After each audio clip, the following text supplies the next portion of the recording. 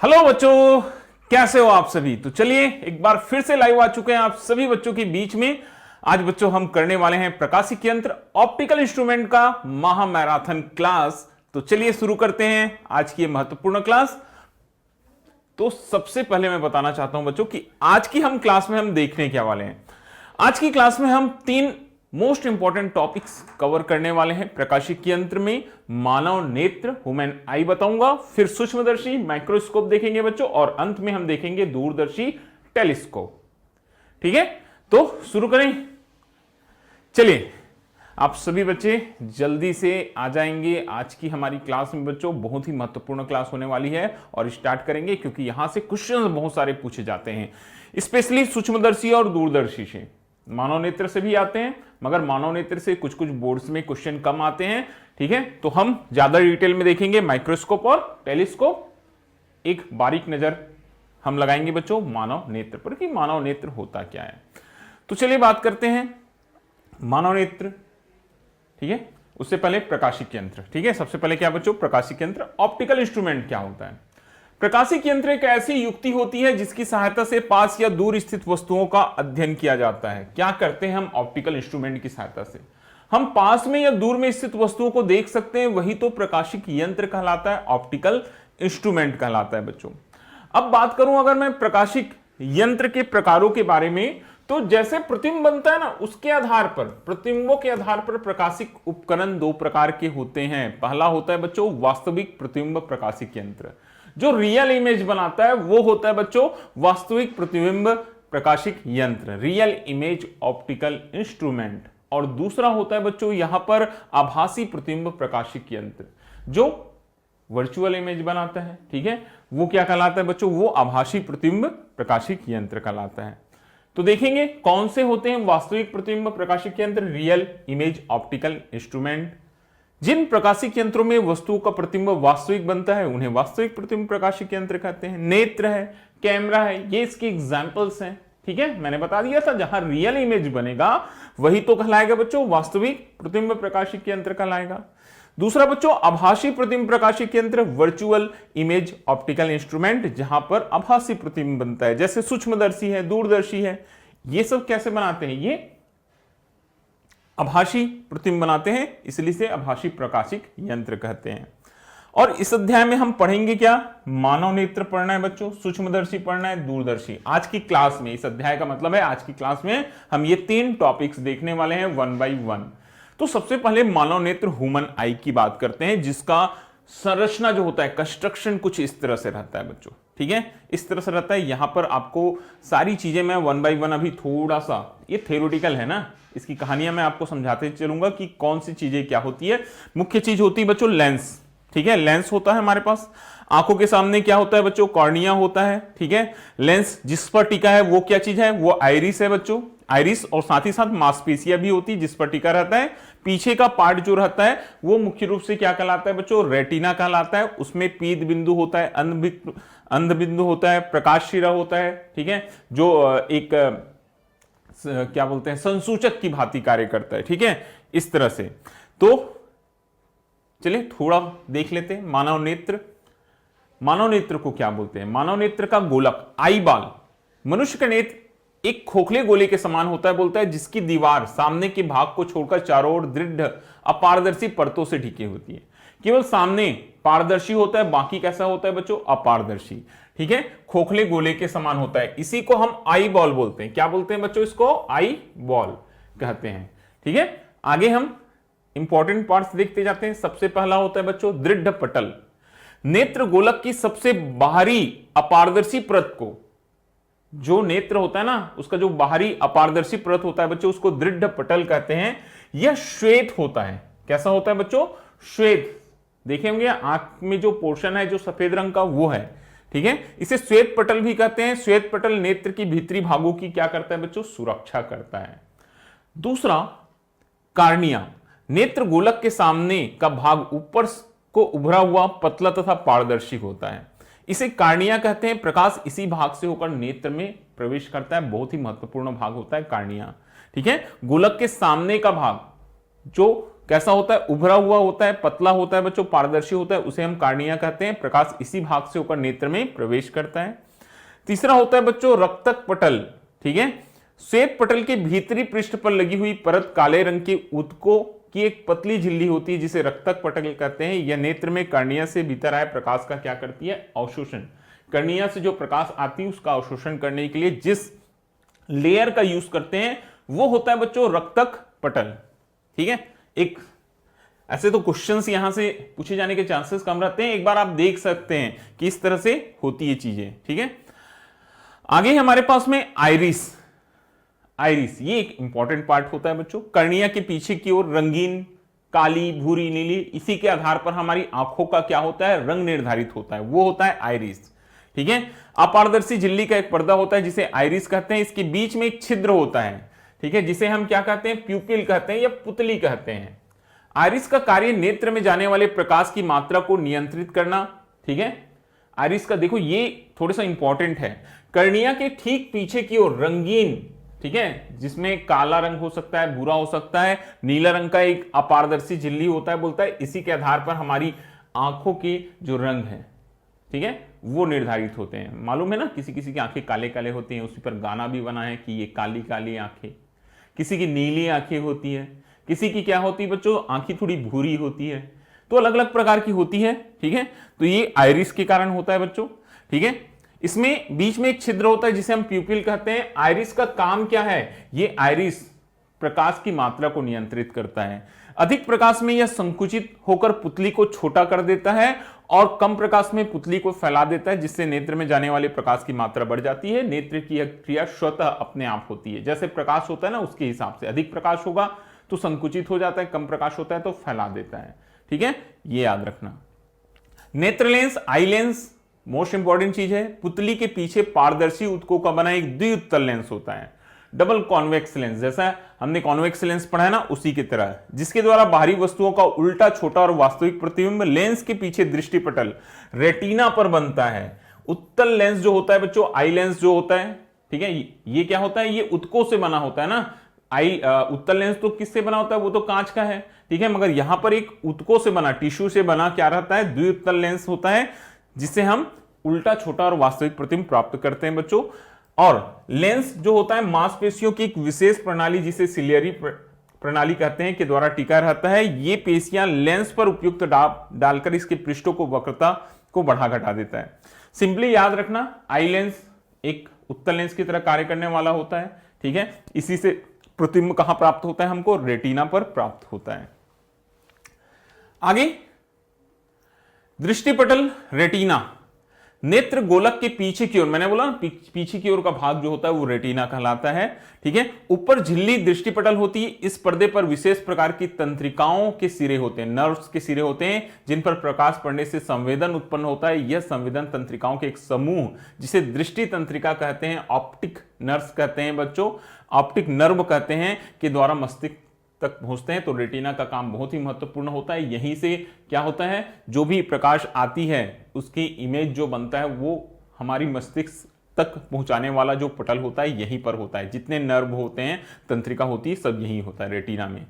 जली द्रव तथा कचाप द्रव बोलते हैं कर्णीय तथा नेत्र लेंस के बीच के स्थान पर, ठीक है, समान जल के समान द्रव भरा होता है जो अत्यंत पारदर्शी होता है और उसका अपवर्तनांक याद रखना बच्चों 1.336 होता है, ठीक है। यही क्या कहलाता है बच्चों, जली द्रव या कछाप द्रव कहलाता है, ठीक है।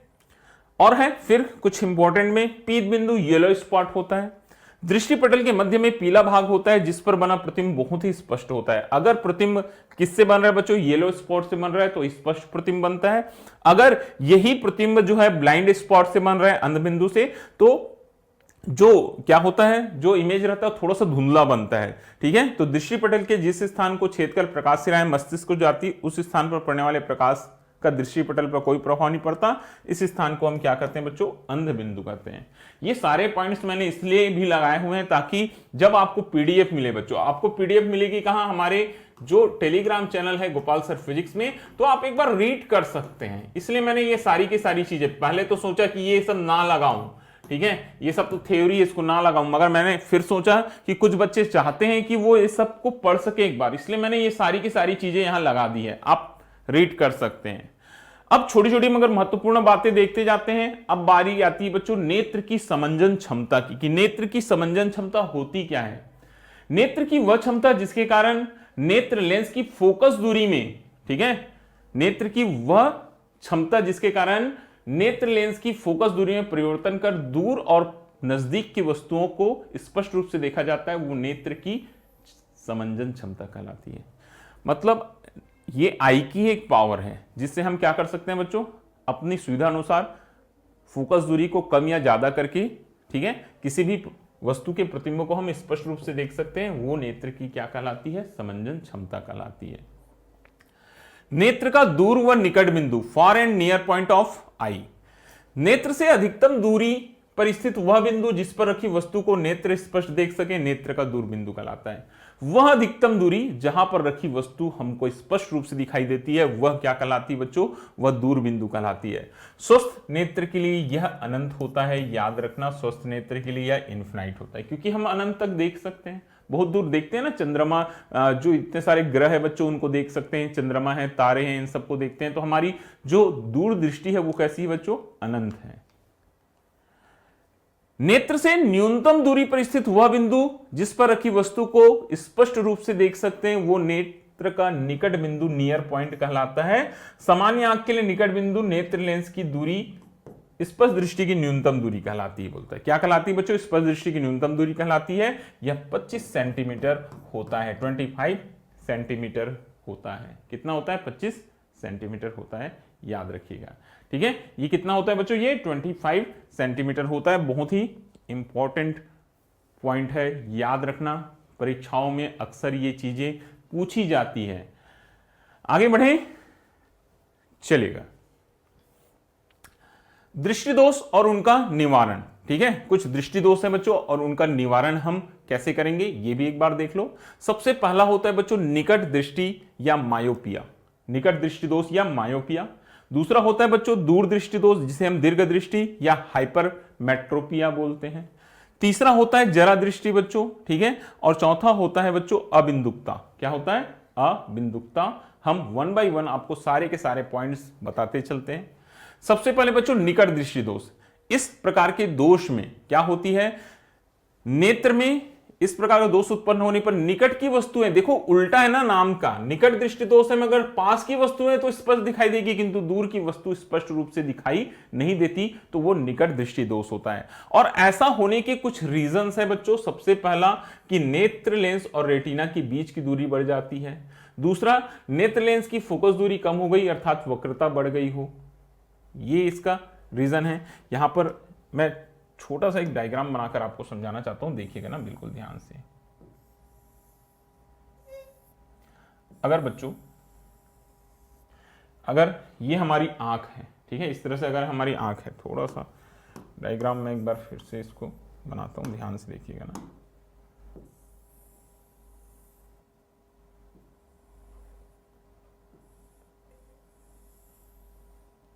ये सामने का पोर्शन थोड़ा सा उभरा हुआ रहता है, ठीक है। यहां पर रहता है बच्चों लेंस, जिसे हम उत्तल लेंस नाम दिए, हमारा आई लेंस बच्चों। अगर प्रकाश किरणें दूर से आ रही है तो ये प्रकाश किरणें इस तरह से एक दूसरे के समांतर आती है बच्चों, मुख्य अक्ष के समांतर आती बोल सकते हैं। और ये प्रकाश किरणें स्वस्थ, अगर हमारा नेत्र स्वस्थ है बच्चों तो कहां जाती है, रेटिना पर। बिल्कुल, ये बात आपको समझ में आई।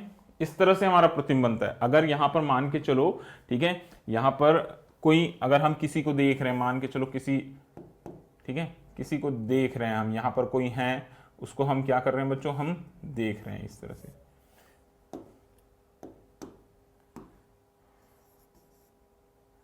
यहां पर कोई है जिसको हम क्या कर रहे हैं बच्चों, देख रहे हैं, ठीक है।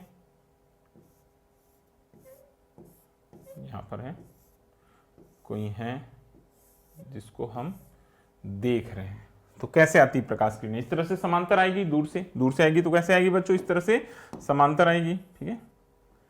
ये इस तरह से आएगी समांतर,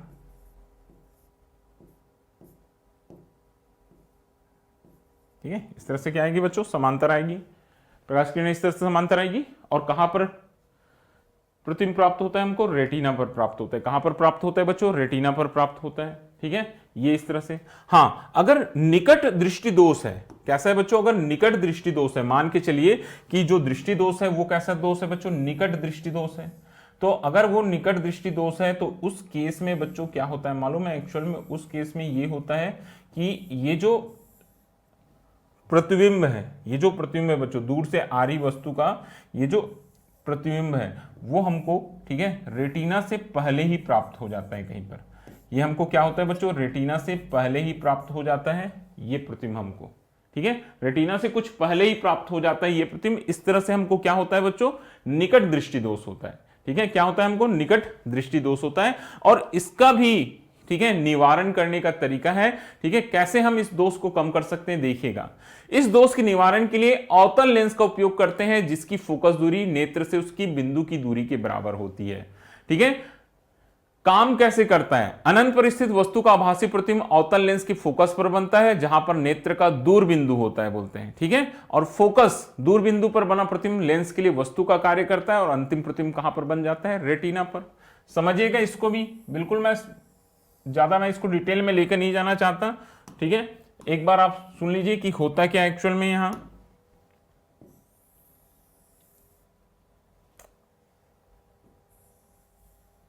ये बच्चों अब देखो यहां पर होगा क्या, यहां पर हम सामने में बच्चों, यहां हम सामने में क्या लगा देंगे बच्चों, एक अवतल लेंस फिट कर देते हैं। क्या लगा देते हैं बच्चों, हम एक अवतल लेंस फिट कर देते हैं। ठीक है, प्रकाश किरणें तो दूर से आ रही है हमारे पास में, प्रकाश किरणें कहां आ रही है बच्चों, दूर से आ रही है अवतल लेंस के द्वारा बच्चों। ठीक है, दूर से आने वाली वस्तु का जो प्रतिबिंब है वो यहां पर बनता है। ठीक है, ये क्या चीज है, ये दूर बिंदु है। ये क्या चीज है बच्चों, हमारे नेत्र के लिए कौन सा बिंदु, दूर बिंदु। ठीक है, जहां पर वस्तु हमको स्पष्ट रूप से दिखाई देती है वो है। तो इसका प्रतिबिंब जो है स्पष्ट रूप से कहां पर बनता है बच्चों, नेत्रिका पर बनता है। कहां पर बनता है, रेटिना पर प्राप्त होता है। किसकी सहायता से, अवतल लेंस। ये जो प्रतिबिंब पहले फोकस पर बना बच्चों, ये दूर से आने वाली किरणों के लिए बना और ये अवतल लेंस के लिए वस्तु का कार्य करती है। अवतल लेंस के द्वारा इस वस्तु का प्रतिबिंब रेटिना पर बनता है। इस तरह से ये दृष्टि दोष जो होता है वो हम कम कर सकते हैं, इसका हम आसानी के साथ निवारण कर सकते हैं। ठीक है, ये लिखा है देखिएगा, इस दोष के निवारण के लिए ऐसे अवतल लेंस का उपयोग करते हैं जिसकी फोकस दूरी नेत्र से उसके दूर बिंदु की दूरी के बराबर होती है। अवतल लेंस की फोकस दूरी नेत्र के दूर बिंदु से फोकस दूरी के बराबर होती है। अतः अनंत पर स्थित वस्तु का आभासी प्रतिबिंब अवतल लेंस के फोकस पर बनता है जहां पर नेत्र का दूर बिंदु होता है। फोकस दूर बिंदु पर बना प्रतिबिंब नेत्र के लिए वस्तु का कार्य करता है। ठीक है, जिसका अंतिम प्रतिबिंब रेटिना पर बनता है। कहां पर बनता है बच्चों, रेटिना पर बनता है। अतः वस्तु स्पष्ट दिखाई देती है। ठीक है,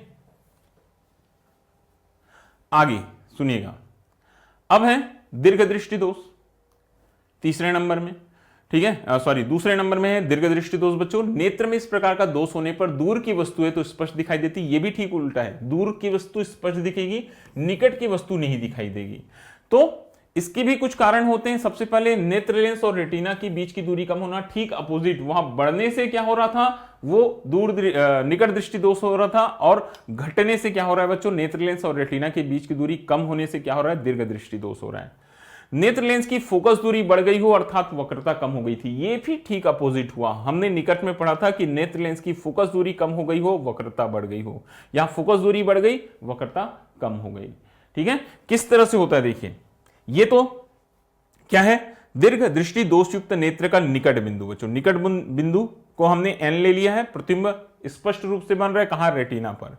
मगर जैसे ही दीर्घ दृष्टि दोष होता है ना, तो वहां पर निकट दृष्टि दोष में कहां बन रहा था, जो प्रतिबिंब बन रहा था बच्चों वो रेटिना से पहले बन जा रहा था। यहां पर जो प्रतिबिंब बनेगा वो रेटिना के बाद में बनेगा। रेटिना के कैसे बनता है बच्चों, ठीक आगे बनता है।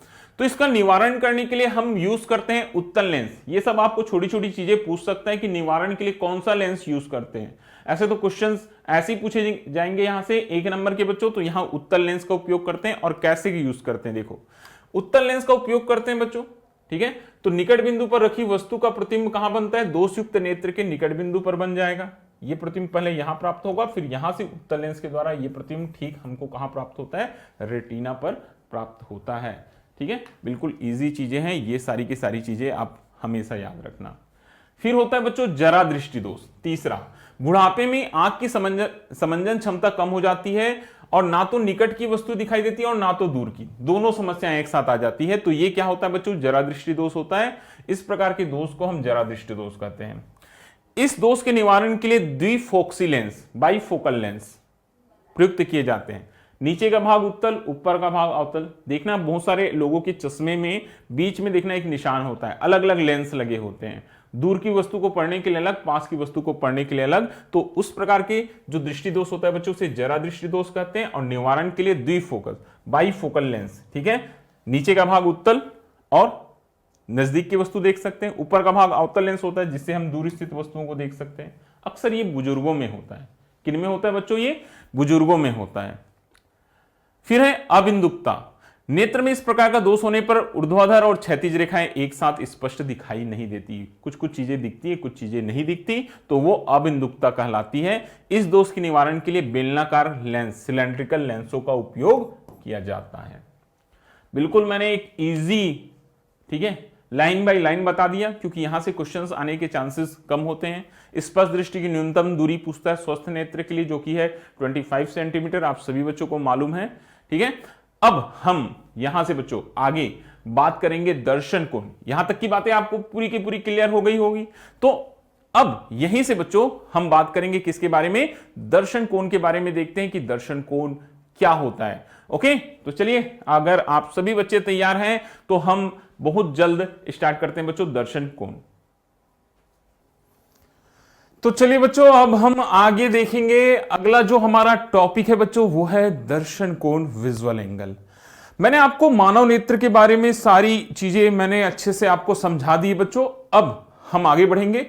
सबसे पहले मैं आपको यहां पर बताने वाला हूं बच्चों, जो हमारा दूसरा प्रकाशिक यंत्र होता है सूक्ष्मदर्शी के बारे में। तो सूक्ष्मदर्शी पढ़ने से पहले हमको दर्शन कोण, विजुअल एंगल के बारे में जान लेना बहुत ही जरूरी है। तो अब दर्शन कोण पहले समझिएगा, ठीक है। हम सबसे पहले क्या समझते हैं बच्चों, दर्शन कोण किसे कहते हैं, ये हम पहले समझते हैं। उसके बाद में हम आपको बताएंगे बच्चों सूक्ष्मदर्शी माइक्रोस्कोप, ठीक है। तो किसी वस्तु द्वारा नेत्र पर अंतरित कोण को दर्शन कोण कहते हैं। दर्शन कोण, जो हम जब भी किसी वस्तु को देखते हैं तो हमारी आंखों और वस्तु के मध्य बनने वाला कोण क्या कहलाता है, दर्शन कोण कहलाता है, विजुअल एंगल कहलाता है। समझिएगा, एक छोटे से डायग्राम से मैं समझाता हूं आपको कि दर्शन कोण होता क्या है बच्चों। अगर ये कोई एक वस्तु है, ये मान के चलते हैं बच्चों कोई एक वस्तु है, वस्तु को नाम दे दिया ए बी, ठीक है। और यहां कहीं बिंदु सी पर हमारी आंख है बच्चों, ठीक है। तो बिंदु सी से, ठीक है, बिंदु सी से मतलब हम अपनी आंखों से जब वस्तु को देखेंगे तो ये जो एंगल क्रिएट होता है ना, ये एंगल क्या कहलाता है बच्चों, दर्शन कोण। दर्शन कोण को अक्सर अल्फा और बीटा से दिखाया जाता है। तो मैंने यहां नाम दे दिया बच्चों अल्फा, ठीक है। क्या नाम दे दिया बच्चों, अल्फा नाम दे दिया, ठीक है। ये दर्शन कोण कहलाएगा। वस्तु और हमारी आंख के मध्य बना कोण क्या कहलाएगा बच्चों, दर्शन कोण कहलाता है। अब आगे समझिएगा, मान के चलते हैं कि हम वस्तु से दूर हो गए, वस्तु से हम दूर हट जाते हैं। मैं मान के चलो पहले सी पर था, अब डी पर पहुंच गया बच्चों। तो अब देखिए, ये कोण जो बना बच्चों, ये कोण, इसको मैं नाम दे देता हूं बीटा। क्या नाम दे देता हूं, बीटा। यहां आप देख सकते हैं कि अल्फा का मान ज्यादा है, बीटा का मान क्या है बच्चों, कम है। किसी भी वस्तु का बड़ा या छोटा दिखाई देना वो दर्शन कोण के मान पर निर्भर करता है। दर्शन कोण जैसा होगा वस्तु हमको वैसी ही दिखाई देती है। ये चीज आप हमेशा याद रखना कि दर्शन कोण के मान पर ही वस्तु छोटी या बड़ी दिखाई देती है। अगर हम वस्तु के पास हैं बच्चों तो दर्शन कोण बड़ा बनता है, वस्तु हमको बड़ी दिखाई देती है। अगर हम वस्तु से दूर हैं तो दर्शन कोण का मान कम होता है। यहां डायग्राम में आप देख सकते हैं अल्फा ज्यादा दिखाई दे रहा है, बीटा कैसे दिखाई दे रहा है बच्चों, कम दिखाई दे रहा है। तो इससे यही स्पष्ट होता है कि अगर दर्शन कोण का मान ज्यादा है तो वस्तु हमको बड़ी दिखाई देगी, और दर्शन कोण का मान छोटा है तो वस्तु हमको कैसे दिखाई देगी बच्चों, छोटी दिखाई देगी। कुछ एग्जाम्पल से हम और अच्छे से समझ सकते हैं। जैसे हमारे पास एक एग्जाम्पल है कि ग्रह चंद्रमा से आकार में बहुत बड़े होते हैं, फिर भी क्या होता है, चंद्रमा बड़ा दिखाई देता है। बहुत सारे ग्रह है सौरमंडल में जो चंद्रमा से भी बड़े हैं, जो चंद्रमा से भी क्या है बच्चों, बड़े हैं, फिर भी चंद्रमा बड़ा दिखाई देता है। रीजन साफ है कि अन्य ग्रहों की तुलना में चंद्रमा हमारे पास है, तो जो वस्तु पास होती है उसके द्वारा निर्मित दर्शन कोण का मान क्या होता है बच्चों, अधिक होता है, और जो दूर है उसके द्वारा निर्मित दर्शन कोण का मान कम होता है, इसलिए वो छोटी दिखाई देती है। यहां लिखा है देखिएगा, ग्रह चंद्रमा की तुलना में हमसे बहुत दूर है, ग्रह द्वारा निर्मित दर्शन कोण छोटा होता है तथा चंद्रमा द्वारा निर्मित दर्शन कोण क्या होता है बच्चों, बड़ा होता है। अतः चंद्रमा ग्रहों की तुलना में बड़ा दिखलाई देता है। ठीक वैसे एक और एग्जाम्पल है बच्चों, एग्जाम्पल नंबर 2, दूर पहाड़ी पर बैठा व्यक्ति पास बैठी चिड़िया से छोटा दिखाई देता है। अगर ठीक है आप किसी पहाड़ी पर बैठे व्यक्ति को देख रहे हैं और पास में कोई चिड़िया है आपके, आप व्यक्ति को और चिड़िया को देख रहे हैं तो चिड़िया आपको उस व्यक्ति से भी बड़ी दिखाई देगी। क्यों? इसका भी रीजन सेम है, चिड़िया पास में है, ठीक है, चिड़िया हमारे पास में बच्चों, तो चिड़िया और हमारी आंखों के मध्य जो दर्शन कोण बनेगा ना उसका मान अधिक होगा। किसकी तुलना में? व्यक्ति और हमारी आंखों द्वारा बनने वाले दर्शन कोण की तुलना में। व्यक्ति दूर है इसलिए छोटा दिखाई देगा, चिड़िया पास है इसलिए वो बड़ी दिखाई देगी। मगर एक्चुअल में होता क्या है, वास्तविक में यह है बच्चों कि जो चिड़िया है वो व्यक्ति से बहुत छोटी है, फिर भी वो बड़ी दिखाई दे रही है। तो यही मैं आपको बतलाना चाहता हूं बच्चों, यही मैं आपको सिखलाना चाहता हूं कि कोई भी वस्तु के बड़े या छोटे दिखाई देने का जो एक्चुअल रीजन होता है वो होता है दर्शन कोण, विजुअल एंगल। जब दर्शन कोण अधिक होता है तो वस्तु बड़ी दिखाई देती है, दर्शन कोण छोटा होता है तो वस्तु कैसी दिखाई देती है, छोटी दिखाई देती है। क्लियर है ये? आगे बढ़ें। अब हम बात करेंगे बच्चों सूक्ष्मदर्शी। दर्शन कोण बहुत जरूरी होता है, इसलिए मैंने आपको सूक्ष्मदर्शी से पहले मैंने आपको दर्शन कोण बता दिया। दर्शन कोण आपने समझ लिया, अब समझिएगा सूक्ष्मदर्शी माइक्रोस्कोप। बच्चे आप सभी यूज करते हैं, अक्सर बायोलॉजी वाले जो रहते हैं वो प्रैक्टिकल्स वगैरह में लेबोरेटरी में जो है माइक्रोस्कोप का यूज करते हैं। मालूम है सूक्ष्मदर्शी की सहायता से हम बहुत ही छोटे जो सूक्ष्म वस्तुएं होती हैं उनको बड़े और आवर्धित रूप में देखते हैं। तो सूक्ष्मदर्शी वह प्रकाशीय यंत्र होता है जिसकी सहायता से पास स्थित सूक्ष्म वस्तुओं को आवर्धित रूप में देखा जाता है। ठीक है, छोटी वस्तुओं को बड़े रूप में देखते हैं तो वो क्या कहलाता है बच्चों, माइक्रोस्कोप, सूक्ष्मदर्शी कहलाता है। आज मैं आपको दो तरह के सूक्ष्मदर्शी बताने वाला हूं, एक है बच्चों सरल सूक्ष्मदर्शी और दूसरा है बच्चों संयुक्त सूक्ष्मदर्शी। तो सरल सूक्ष्मदर्शी इसी का नाम होता है सिंपल माइक्रोस्कोप। ये क्या होता है बच्चों, सिंपल माइक्रोस्कोप। ठीक है, सिंपल माइक्रोस्कोप होता है। और ये होता है बच्चों संयुक्त सूक्ष्मदर्शी, इसको बोलते हैं कंपाउंड माइक्रोस्कोप। इसको क्या बोला जाता है, इसको बोलते हैं बच्चों हम कंपाउंड माइक्रोस्कोप। बिल्कुल डिटेल में देखेंगे दोनों की दोनों चीजें। और स्टार्टिंग जो है बच्चों हम करेंगे सरल सूक्ष्मदर्शी से। तो मैं सिंपली आपको बता दूं सरल सूक्ष्मदर्शी, इसमें एक अकेला उत्तल लेंस होता है। उत्तल लेंस को हम प्लास्टिक के हैंडल्स में फंसा कर रखते हैं बच्चों। प्लास्टिक का जो हैंडल होता है उसमें हम उत्तल लेंस को फंसा कर रखते हैं। सरल सूक्ष्मदर्शी आपको आसानी से किसी भी मार्केट में, जनरल स्टोर है, स्टेशनरी शॉप है, वहां पर अवेलेबल हो जाएगा। अक्सर आपने देखा होगा जासूसी वाले जो सीरियल्स होते हैं, डिटेक्टिव लोग बहुत ही छोटी छोटी चीजों को देखने के लिए हैंडल, एक फ्रेम लगा रहता है। ठीक है, हैंडल के साथ एक फ्रेम लगा रहता है बच्चों, उसमें वो यूज करते हैं। कौन सा लेंस होता है, वो होता है बच्चों उत्तल लेंस होता है। उसी को हम सरल सूक्ष्मदर्शी सिंपल माइक्रोस्कोप कहते हैं। इसके अलावा देखना जो घड़ी बनाते हैं ना, जो घड़ी को बनाते हैं वो बहुत ही छोटे छोटे उसके पार्ट्स को देखने के लिए बच्चों, ठीक है, सरल सूक्ष्मदर्शी का यूज करते हैं। ठीक है, और साथ ही साथ बहुत सारे लोग जो होते हैं रीडिंग लेंस के रूप में पढ़ने के लिए किसका यूज करते हैं, सरल सूक्ष्मदर्शी का यूज करते हैं, सिंपल माइक्रोस्कोप का यूज करते हैं। तो सरल सूक्ष्मदर्शी एक अकेला उत्तल लेंस होता है जिसकी फोकस दूरी बोल सकते हैं कम होती है। ये आपको हमेशा याद रखना चाहिए। वैसे बच्चों संयुक्त सूक्ष्मदर्शी अब क्या होता है, जब हमको अधिक फोकस दूरी वाले लेंस की जरूरत होती है तो हम संयुक्त सूक्ष्मदर्शी का यूज करते हैं। इसमें ठीक है दो लेंस होते हैं, दोनों के दोनों उत्तल लेंस होते हैं, ये संयुक्त सूक्ष्मदर्शी होता है। चलिए हम डिटेल में चलते हैं बच्चों दोनों के, सिंपल माइक्रोस्कोप और कंपाउंड माइक्रोस्कोप के। यहां पर आपको निकालने क्या बोलेगा ये पहले सुन लीजिएगा। आपको अगर एग्जाम में क्वेश्चन आता है सरल सूक्ष्मदर्शी या संयुक्त सूक्ष्मदर्शी से, तो बोलेगा यही कि सरल सूक्ष्मदर्शी की आवर्धन क्षमता के लिए व्यंजक ज्ञात कीजिए या फिर संयुक्त सूक्ष्मदर्शी की आवर्धन क्षमता मतलब उसकी जो मैग्नीफाइंग पावर होती है बच्चों उसके लिए व्यंजक निकालिए। तो देखो क्या है, ठीक है, आवर्धन क्षमता क्या बताती है कि जो प्रतिबिंब का आकार है वो कितना बड़ा बना है, ये कौन प्रदर्शित करता है, ये आवर्धन क्षमता बच्चों। ठीक है, किसी सूक्ष्मदर्शी की आवर्धन क्षमता यह प्रदर्शित करती है कि उसके द्वारा बने प्रतिबिंब का आकार वस्तु के आकार से कितना गुना बड़ा है। मतलब जो वस्तु हमको दी गई थी उससे प्रतिबिंब कितना बड़ा बन रहा है, ये बताने के लिए हम आवर्धन क्षमता मैग्नीफाइंग पावर का यूज करते हैं। और अगर फार्मूले की बात किया जाए बच्चों, तो सूत्र के रूप में हम लिखते हैं प्रतिबिंब द्वारा नेत्र पर अंतरित कोण। ठीक है, आवर्धन क्षमता प्रतिबिंब द्वारा नेत्र पर अंतरित कोण बटा स्पष्ट दृष्टि की न्यूनतम दूरी पर स्थित वस्तु द्वारा नेत्र पर अंतरित कोण। मैंने पहले भी बताया, स्पष्ट दृष्टि की न्यूनतम दूरी वह दूरी होती है जहां पर रखी वस्तु हमको स्पष्ट रूप से दिखाई देती है। तो यह फार्मूला आपको याद रहना चाहिए, आवर्धन क्षमता। हम इसको लिखते हैं बच्चों, आवर्धन क्षमता को मैग्नीफाइंग पावर को स्मॉल m, और ये जो प्रतिबिंब द्वारा निर्मित दर्शन कोण है इसको दिखाते हैं बच्चों बीटा से, और स्पष्ट दृष्टि की न्यूनतम दूरी पर स्थित वस्तु द्वारा निर्मित दर्शन कोण है बच्चों, उसको हम दिखाते हैं किससे हैं, अल्फा से। तो m is equal to beta upon alpha हमारे पास में फार्मूला होता है आवर्धन क्षमता ज्ञात करने के लिए।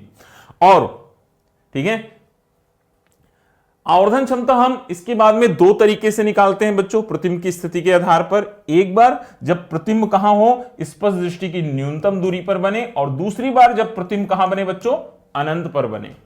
ये अभी मैं आपको कर दिखाऊंगा कि कैसे हम फार्मूला निकालेंगे आवर्धन क्षमता, और ये दोनों की दोनों जो विशेष स्थितियां हैं प्रतिबिंबों के लिए वो हम अप्लाई करते हैं। तो सरल सूक्ष्मदर्शी मैंने बता दिया है, कम फोकस दूरी का उत्तल लेंस अभिसारी लेंस होता है जो हैंडल लगे फ्रेम में लगा होता है, इसे आवर्धक कांच मैग्नीफाइंग ग्लास या रीडिंग लेंस भी कहते हैं। सिद्धांत, जब किसी वस्तु को उत्तल लेंस के प्रकाशिक केंद्र और फोकस के बीच में रखा जाता है तो लेंस द्वारा उसका बड़ा सीधा और आभासी प्रतिबिंब उसी ओर बनता है, इस प्रकार वस्तु आवर्धित रूप से दिखलाई देती है। प्रिंसिपल में हमने यही जाना कि बच्चों वस्तु को कहां रखते हैं, प्रकाशिक केंद्र और फोकस के बीच। और मैंने बताया है कि जब भी किसी उत्तल लेंस के प्रकाशिक केंद्र और फोकस के बीच में वस्तु होती है तो जिधर वस्तु होती है उसी ओर वस्तु का वस्तु से बहुत बड़ा सीधा आभासी प्रतिबिंब प्राप्त होता है। तो इसी प्रिंसिपल का यूज करेंगे और हम बनाएंगे सरल सूक्ष्मदर्शी। बिल्कुल आसान है, देखते जाएंगे। सरल सूक्ष्मदर्शी बच्चों ध्यान से समझते जाना ना, बहुत ही आसान है। यहां पर मैं सबसे पहले बच्चों,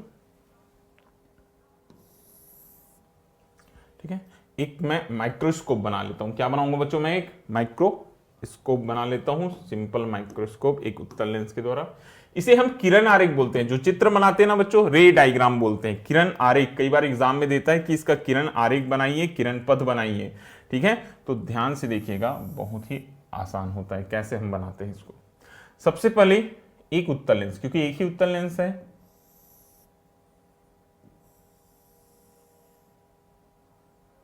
ये बच्चों इस तरह से एक उत्तल लेंस बना लीजिएगा। ठीक है, क्या बना लेंगे बच्चों, एक उत्तल लेंस बनाएंगे।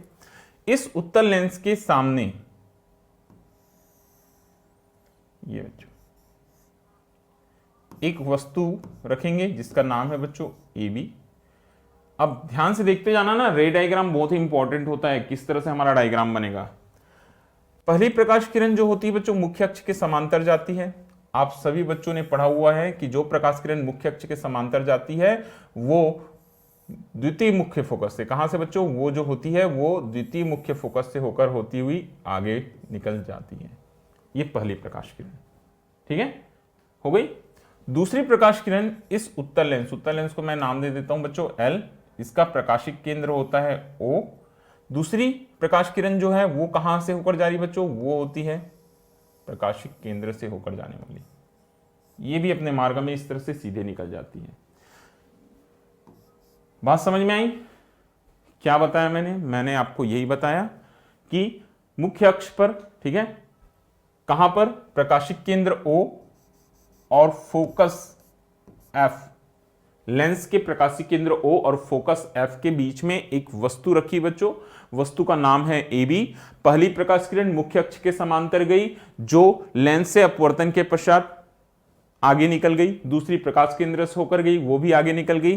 दिखाई दे रहा है आपको डायग्राम में, ये दोनों की दोनों किरणें कैसे निकल रही है, एक दूसरे के समांतर निकल रही है। अगर ये किरणें बच्चों एक दूसरे के समांतर जा रही हैं तो मिलेगी, ठीक है, कहीं मिलेगी, बहुत आगे मिलेगी, मगर हमको कैसा प्रतिबिंब चाहिए, हमको आभासी और सीधा प्रतिबिंब चाहिए। तो उसके लिए हम एक काम करेंगे बच्चों, यहां पर हम इन रेस को जो जा रही ना, इसको हम क्या करेंगे बच्चों, पीछे की ओर खींचेंगे। किधर खींचेंगे बच्चों, इन रेस को हम पीछे की ओर, कुछ इस तरह से। ऐसे डॉटेड लाइन बनाकर आप इसको पीछे की ओर खींचना। जब इनको आप पीछे की ओर खींचेंगे ना बच्चों, पीछे की ओर आपको एक बड़ा और आवर्धित प्रतिबिंब, पीछे की ओर खींचेंगे तो पीछे की ओर आपको जहां पर ये दोनों किरणें मिलेगी वहां पर वस्तु का बड़ा प्रतिबिंब प्राप्त होगा। ये इस तरह से सीधा है। और ये कैसा प्रतिबिंब है बच्चों? आभासी प्रतिबिंब है। इसको मैंने नाम दे दिया बच्चों PQ। इसको मैंने नाम क्या दे दिया बच्चों? PQ नाम दे दिया। इस तरह से आपको प्रतिबिंब प्राप्त होता है सरल सूक्ष्मदर्शी के द्वारा। ठीक है, ये प्रतिबिंब वस्तु से बहुत बड़ा होता है, सीधा और आभासी, इसलिए तो रीडिंग लेंस है, बहुत छोटे छोटे पार्ट्स हैं, उसको देखने के लिए हम क्या करते हैं बच्चों? सरल सूक्ष्मदर्शी का उपयोग करते हैं। ठीक है, अब हमको यहां निकालना क्या है, इस पर हम आते हैं बच्चों। हमको किसकी कौन सी फार्मूला चाहिए बच्चों निकालने के लिए? हमको निकालने के लिए क्या बोला गया है? हमको बोला गया बच्चों आवर्धन क्षमता। अभी मैंने आपको समझाया आवर्धन क्षमता क्या होता है। ठीक है, तो आवर्धन क्षमता निकालना है। m इजिकल टू फार्मूला होता है बच्चों बीटा अपॉन अल्फा।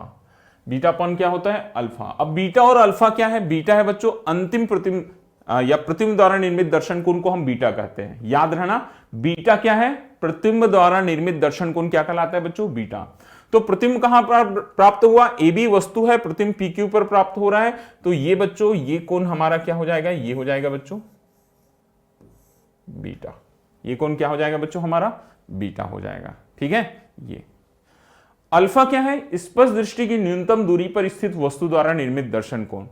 बहुत सारे बच्चे हैं और टीचर्स भी हैं जो एक ही डायग्राम में दोनों चीजों को दिखा देते हैं, थोड़ा सा वहां कंफ्यूजन होता है बच्चों। मैं एक अलग डायग्राम बनाऊंगा, चीजें वही है, सभी को यहीं से उठाऊंगा। देखो यहां से मैं एक और छोटा सा यहां डायग्राम बनाना चाहता हूं बच्चों, ध्यान से देखिएगा ना कैसे बना रहा हूं।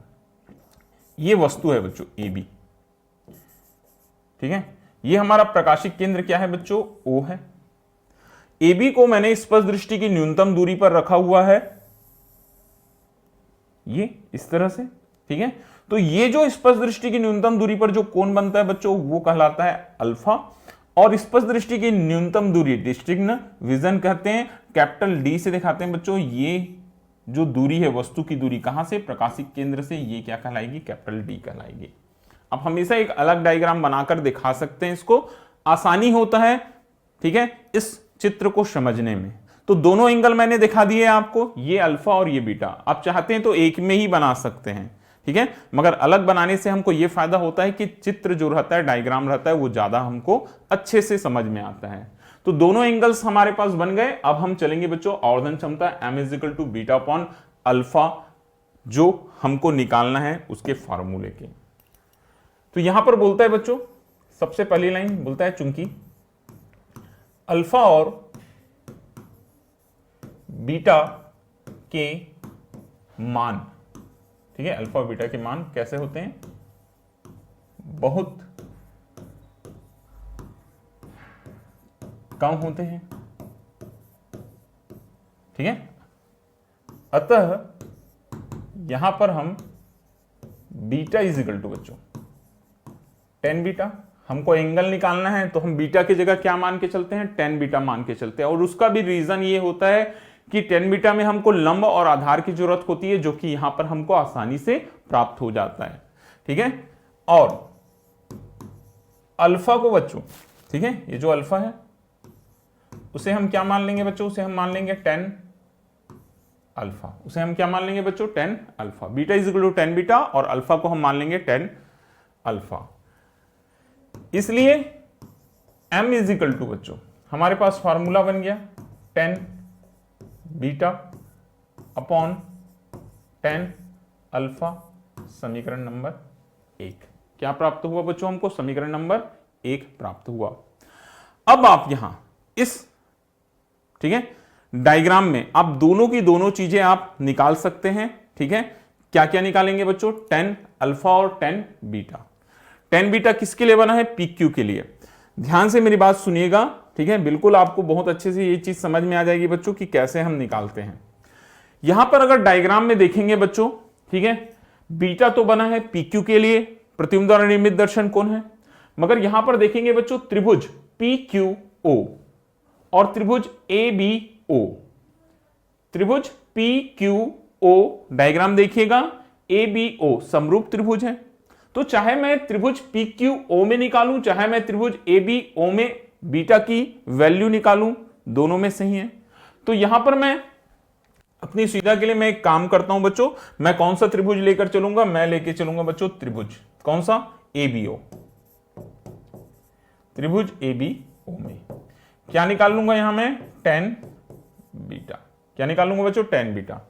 त्रिभुज ABO में देखो tan बीटा क्या हो जाएगा मेरे पास, ये लंब क्या है बच्चों, AB है, आधार क्या है बच्चों मेरे पास में, ठीक है, आधार क्या है बच्चों मेरे पास में, OB है, AB अपॉन OB।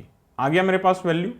आगे देखो इसके बाद में ना, इसके बाद में आगे देखो बच्चों, अब हम, ये भी हमारे पास एक त्रिभुज है बच्चों, ठीक है, ये भी त्रिभुज है, इस त्रिभुज में हम क्या निकाल लेंगे, ये जो हमारे पास नीचे एक और त्रिभुज दिखाई दे रहा है, यहां पर हम क्या निकालेंगे बच्चों, हम tan अल्फा निकाल लेते हैं। tan अल्फा यहां से अगर देखेंगे तो ये आ जाएगा बच्चों AB, और यहां OB ना करके हम यहां स्पर्श दृष्टि की न्यूनतम दूरी पर रखा है, तो आधार की जगह हम D रख लेंगे। इतनी बात आपको समझ में आई क्या? मैंने पहले ट्राइंगल में बच्चों ABO में tan बीटा कैलकुलेट किया, लंब बटा आधार AB अपॉन OB हो गया। दूसरे ट्राइंगल में मैंने tan अल्फा निकाला, यहां भी लंब AB है बच्चों, और आधार में क्या है, स्पर्श दृष्टि की न्यूनतम दूरी है, तो ये D आ गया। मेरे पास दोनों वैल्यूज मिल गई। अब मैं समीकरण 1 में मान रखूंगा, ठीक है। M is equal to tan beta क्या हो गया, AB upon OB, tan alpha AB upon capital D। AB से AB कैंसल होगा, ये D ऊपर चला जाएगा बच्चों, M is equal to D upon OB। D upon क्या आ गया, OB। अब आप मुझे बताएंगे चित्र देखकर कि OB क्या है। D तो मालूम है, स्पर्श दृष्टि की न्यूनतम दूरी है OB। इस डायग्राम में देखो OB प्रकाशिक केंद्र से वस्तु की दूरी है बच्चों। OB को हम किससे दिखाते हैं, U से दिखाते हैं। किससे दिखाते हैं बच्चों, U से दिखाते हैं, ठीक है। तो ये U है, OB बराबर U। क्या चीज है ये, वस्तु की दूरी है। ये क्या है बच्चों, ये वस्तु की दूरी है, ठीक है, वस्तु की दूरी है। इसलिए M इज इक्वल टू बच्चों D अपॉन U, ठीक है, M is equal to D upon U। या फिर हम इसे लिखेंगे बच्चों M is equal to minus D upon minus U। ये कहां से आया, ये आया बच्चों उचित चिन्हों के प्रयोग से, उचित चिन्हों के प्रयोग से, ठीक है, उचित चिन्हों के प्रयोग से आया। तो फॉर्मूला क्या बन रहा है, माइनस माइनस कैंसल हो जाएगा, M equal D upon U। ये आ गया सरल सूक्ष्मदर्शी का आवर्धन क्षमता। D क्यों माइनस आया, ये बाईं ओर है बच्चों इसलिए माइनस आया। U भी कैसा है, बाईं ओर है। जब भी हम कोई दूरी को बाईं ओर मापते हैं उसमें हम ऋणात्मक चिन्ह लगाते हैं। ये मैंने आपको चिन्ह परिपाटी में पहले से बताया हुआ है। तो M is equal to minus D upon U, तो M is equal to D upon U, बस निकल आया। कितना सिंपल है, सरल सूक्ष्मदर्शी। सरल सूक्ष्मदर्शी बिल्कुल सिंपल है, ठीक है। एक बार फिर से समझिएगा बच्चों, हम एक उत्तल लेंस, रिपीट कर रहा हूं ना, आप लोगों के बोलने से पहले मैं रिपीट कर रहा हूं। एक उत्तल लेंस है बच्चों, उत्तल लेंस L है, सामने प्रकाशिक केंद्र O और फोकस के बीच में एक वस्तु AB है। पहली प्रकाश किरण मुख्य अक्ष के समांतर आपतित हुई, वो कहां गई बच्चों, फोकस से होते हुए आगे बढ़ गई। दूसरी प्रकाशिक केंद्र से होकर गई, वो अपने मार्ग में सीधे चली गई। दोनों किरणें समांतर जा रही है। हमने दोनों किरणों को डॉट डॉट लाइन से पीछे किया, ठीक है। जिधर वस्तु है उधर ही वस्तु का बड़ा आभासी सीधा प्रतिबिंब हमको PQ प्राप्त हुआ। हमको निकालना था आवर्धन क्षमता M is equal to beta upon alpha, ठीक है। बीटा होता है प्रतिबिंब द्वारा निर्मित दर्शन कोण, तो प्रतिबिंब PQ है। PQ के लिए मैंने यहां एंगल क्या ले लिया बच्चों, बीटा, ठीक है। PQ के लिए मैंने एंगल क्या ले लिया बच्चों, बीटा। अल्फा होता है स्पर्श दृष्टि की न्यूनतम दूरी, तो स्पर्श दृष्टि की न्यूनतम दूरी पर वस्तु को मैंने रखा है, ये D पर मैंने वस्तु को रखा है, और ऑप्टिकल सेंटर से मैंने एंगल ले लिया बच्चों अल्फा, ठीक है। तो m is equal to beta upon alpha, ये हमको कैलकुलेट करना था। मैंने आपको बताया अल्फा और बीटा के मान जो होते हैं बहुत ही कम होते हैं, इसलिए हम बीटा के प्लेस में 10 बीटा और अल्फा के प्लेस में हम 10 अल्फा ले लेते हैं बच्चों।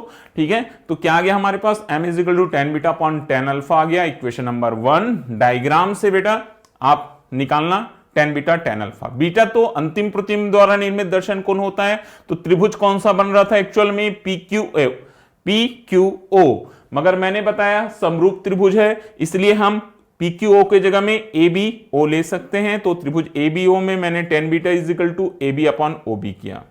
फिर इस ट्राइंगल में बच्चों जो दूसरा मेरे पास ट्राइंगल है, सेम है नाम तो इसका भी, इस ट्राइंगल में मैंने 10 अल्फा निकाला, मगर यहां पर लंब AB हुआ और यहां ध्यान रखना है ना D, स्पर्श दृष्टि की न्यूनतम दूरी ये आधार हो रही है, तो ये मैंने D लिख लिया। दोनों की वैल्यूज पुट किया, AB कैंसिल हो गया, m is equal to D upon OB आया, जहां OB बराबर U वस्तु की दूरी है बच्चों।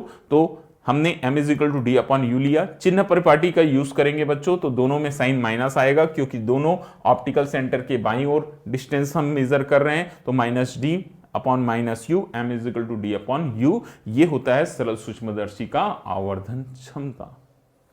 क्लियर है, आगे बढ़ूं, चलो फिर अब यहां पर मैं दो जो आपको स्थितियां हैं वो मैं बताऊंगा बच्चों। चलिए इसको हम लिखते हैं सबसे पहले बच्चों केस 1। प्रोसीजर देखते जाएंगे कैसे हम बनाते हैं, हर बार फिर यही चीज अप्लाई करना है, क्योंकि इसके बाद मैं आपको क्या बताऊंगा, संयुक्त तो सूक्ष्मदर्शी बताऊंगा, फिर मैं आपको दूरदर्शी बताऊंगा बच्चों। तो हर बार आपको यही चीजें, ठीक है, अप्लाई करनी होगी। केस 1, केस 1 क्या बोलता है बच्चों, जब प्रतिबिंब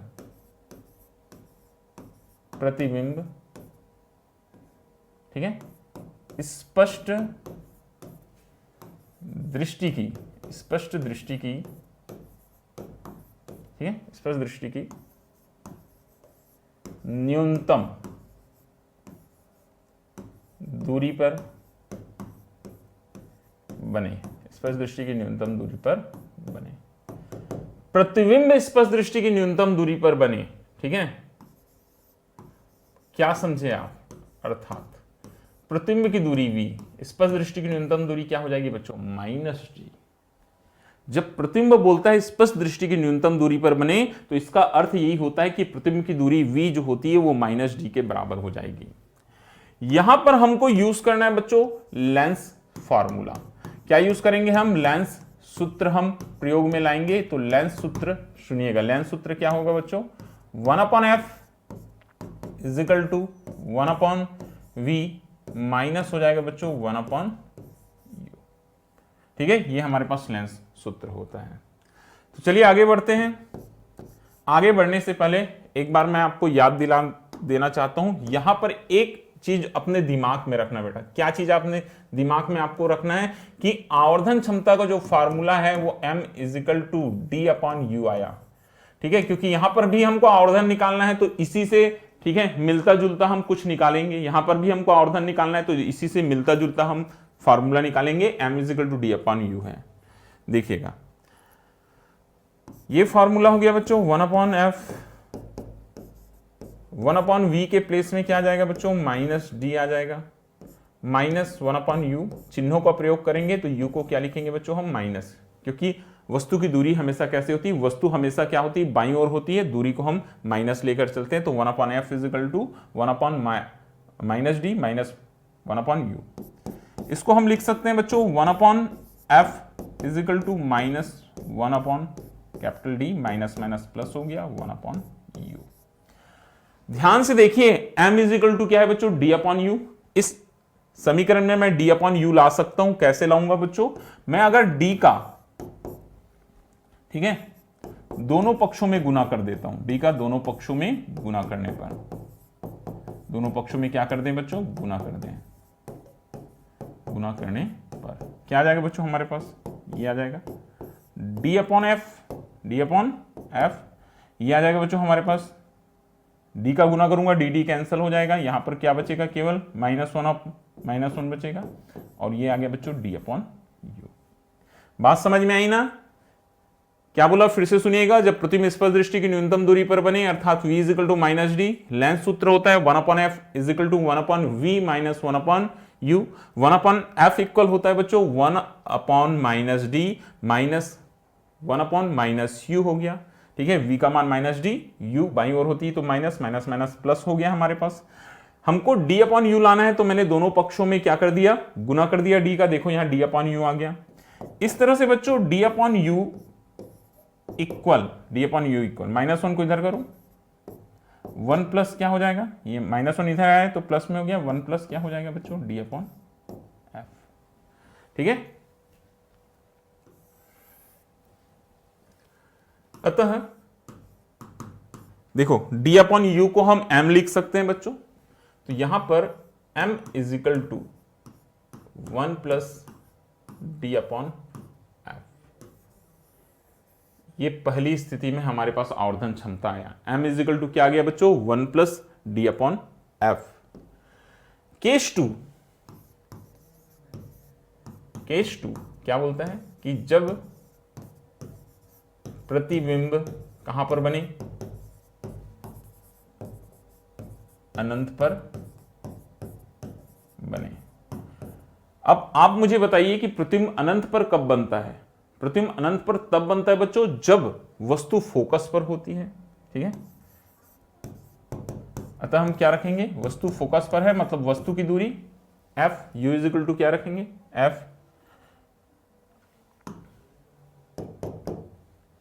ठीक है, इसलिए m is equal to d/u के प्लेस में डायरेक्ट क्या रख लो बच्चों f, m is equal to d/f।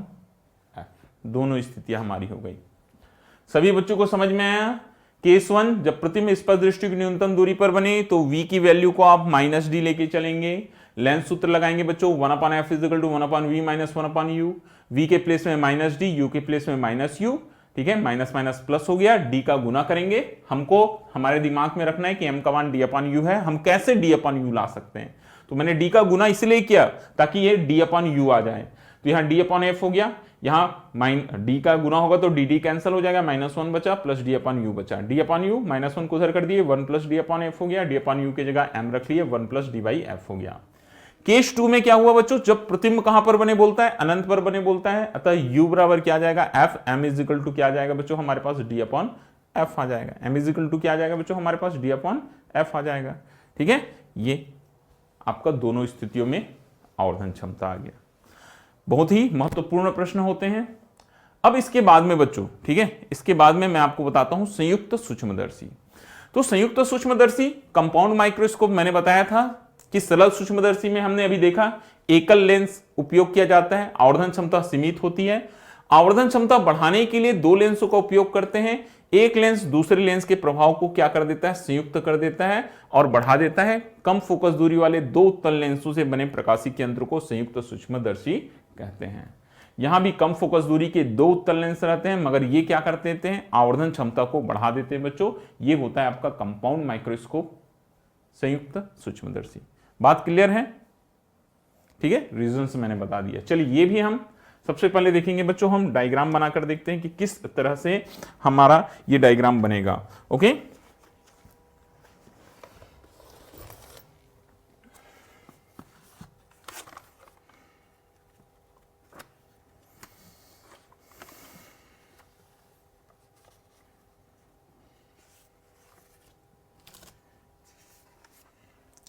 चलेगा, ठीक है। चलो, थोड़ी सी लंबी क्लास हो रही है, मगर कोई बात नहीं, सारी चीजों को हमको 1 बाय 1 अच्छे से समझते चलना है बच्चों। ध्यान से देखिएगा ना कैसे हम ये डायग्राम बनाते हैं। यहां पर बच्चों सबसे पहले मैं, ठीक है, एक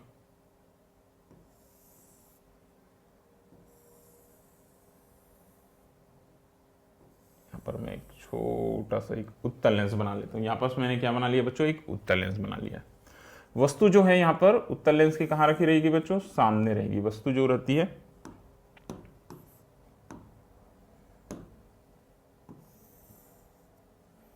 ये वस्तु जो है सामने रखी है। वस्तु को नाम दे दिया बच्चों हमने AB।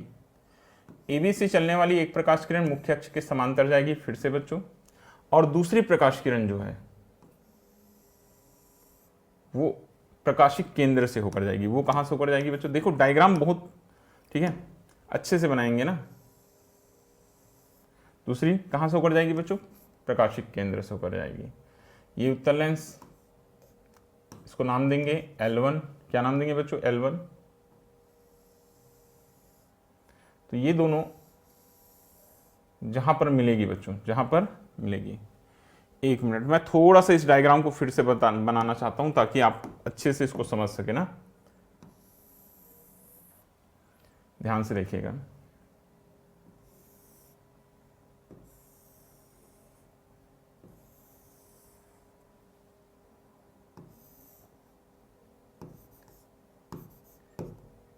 एक उत्तल लेंस, पहला लेंस है बच्चों, नाम दे देना L1। पहली प्रकाश किरण बताया मुख्य अक्ष के कैसे जाएगी? समांतर बच्चों, ठीक है। एक प्रकाश किरण कहां से होकर जाएगी? प्रकाशिक केंद्र से होकर जाएगी। कहां से होकर जाएगी बच्चों? ये प्रकाशिक केंद्र से होकर जाएगी। दूसरी जो होती है बच्चों वो फोकस से होकर जाती है। ये दोनों आगे जाकर बच्चों, ये दोनों आगे जाकर जहां पर मिलेगी, आगे जाकर जहां पर मिलेगी उस बिंदु पर हमको वस्तु का उल्टा प्रतिबिंब, ठीक है, वस्तु से बड़ा मगर उल्टा प्रतिबिंब A' B' प्राप्त होगा। पहले इतना ही समझिएगा ना, इतना ही पहले समझिए आप। ये कहां से होकर गई बच्चों? ये फोकस से होकर गई। पहले इतना ही समझिए आप। क्या बताया मैंने बताया एक उत्तल लेंस है, उत्तल लेंस के सामने एक वस्तु रखी है, पहली प्रकाश किरण मुख्य अक्ष के समांतर गई, जो कहां से होकर जा रही है बच्चों? लेंस से अपवर्तन के पश्चात फोकस से होकर जा रही है। दूसरी कहां से होकर गई बच्चों? ये गई आपकी कहां से? प्रकाशिक केंद्र O से। प्रकाशिक केंद्र को यहां नाम दे दीजिएगा O से होकर गई। दोनों जहां पर मिले वहां वस्तु का हमको प्रतिबिंब प्राप्त हुआ, उल्टा प्रतिबिंब प्राप्त हुआ बच्चों A' B'।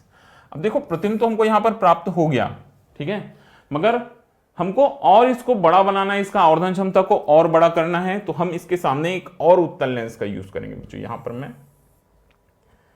मैं एक काम करता हूं, यहां पर मैं एक और उत्तल लेंस लगाता हूं, ये ऐसे, ये उत्तल लेंस, यहां पर मैं एक और उत्तल लेंस लगाता हूं, ठीक है।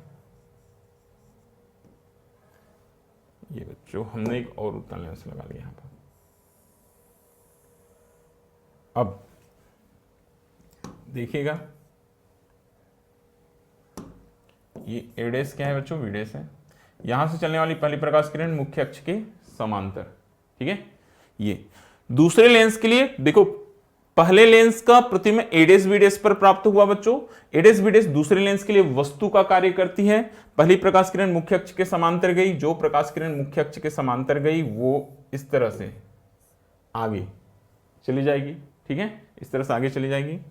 और दूसरी प्रकाश किरण बच्चों, ठीक है, ये इसके प्रकाशिक केंद्र से होकर जाएगी। कहां से होकर जाएगी बच्चों? प्रकाशिक केंद्र से होकर जाएगी। इस तरह से ये भी आगे निकल जाएगी, ठीक है। तो फिर से हमको एक प्रतिबिंब प्राप्त करना है। क्या प्राप्त करना है बच्चों? हमको एक प्रतिबिंब प्राप्त करना है। अब की बार जो प्रतिबिंब प्राप्त होगा ना, ठीक है, वो देखो कैसे प्राप्त होगा, इसको थोड़ा समझिएगा, ठीक है। जो वस्तु की ओर लेंस होता है ना, जो वस्तु की ओर लेंस होता है बच्चों, वस्तु की ओर है, उस लेंस को हम नाम देते हैं अभिदृश्यक।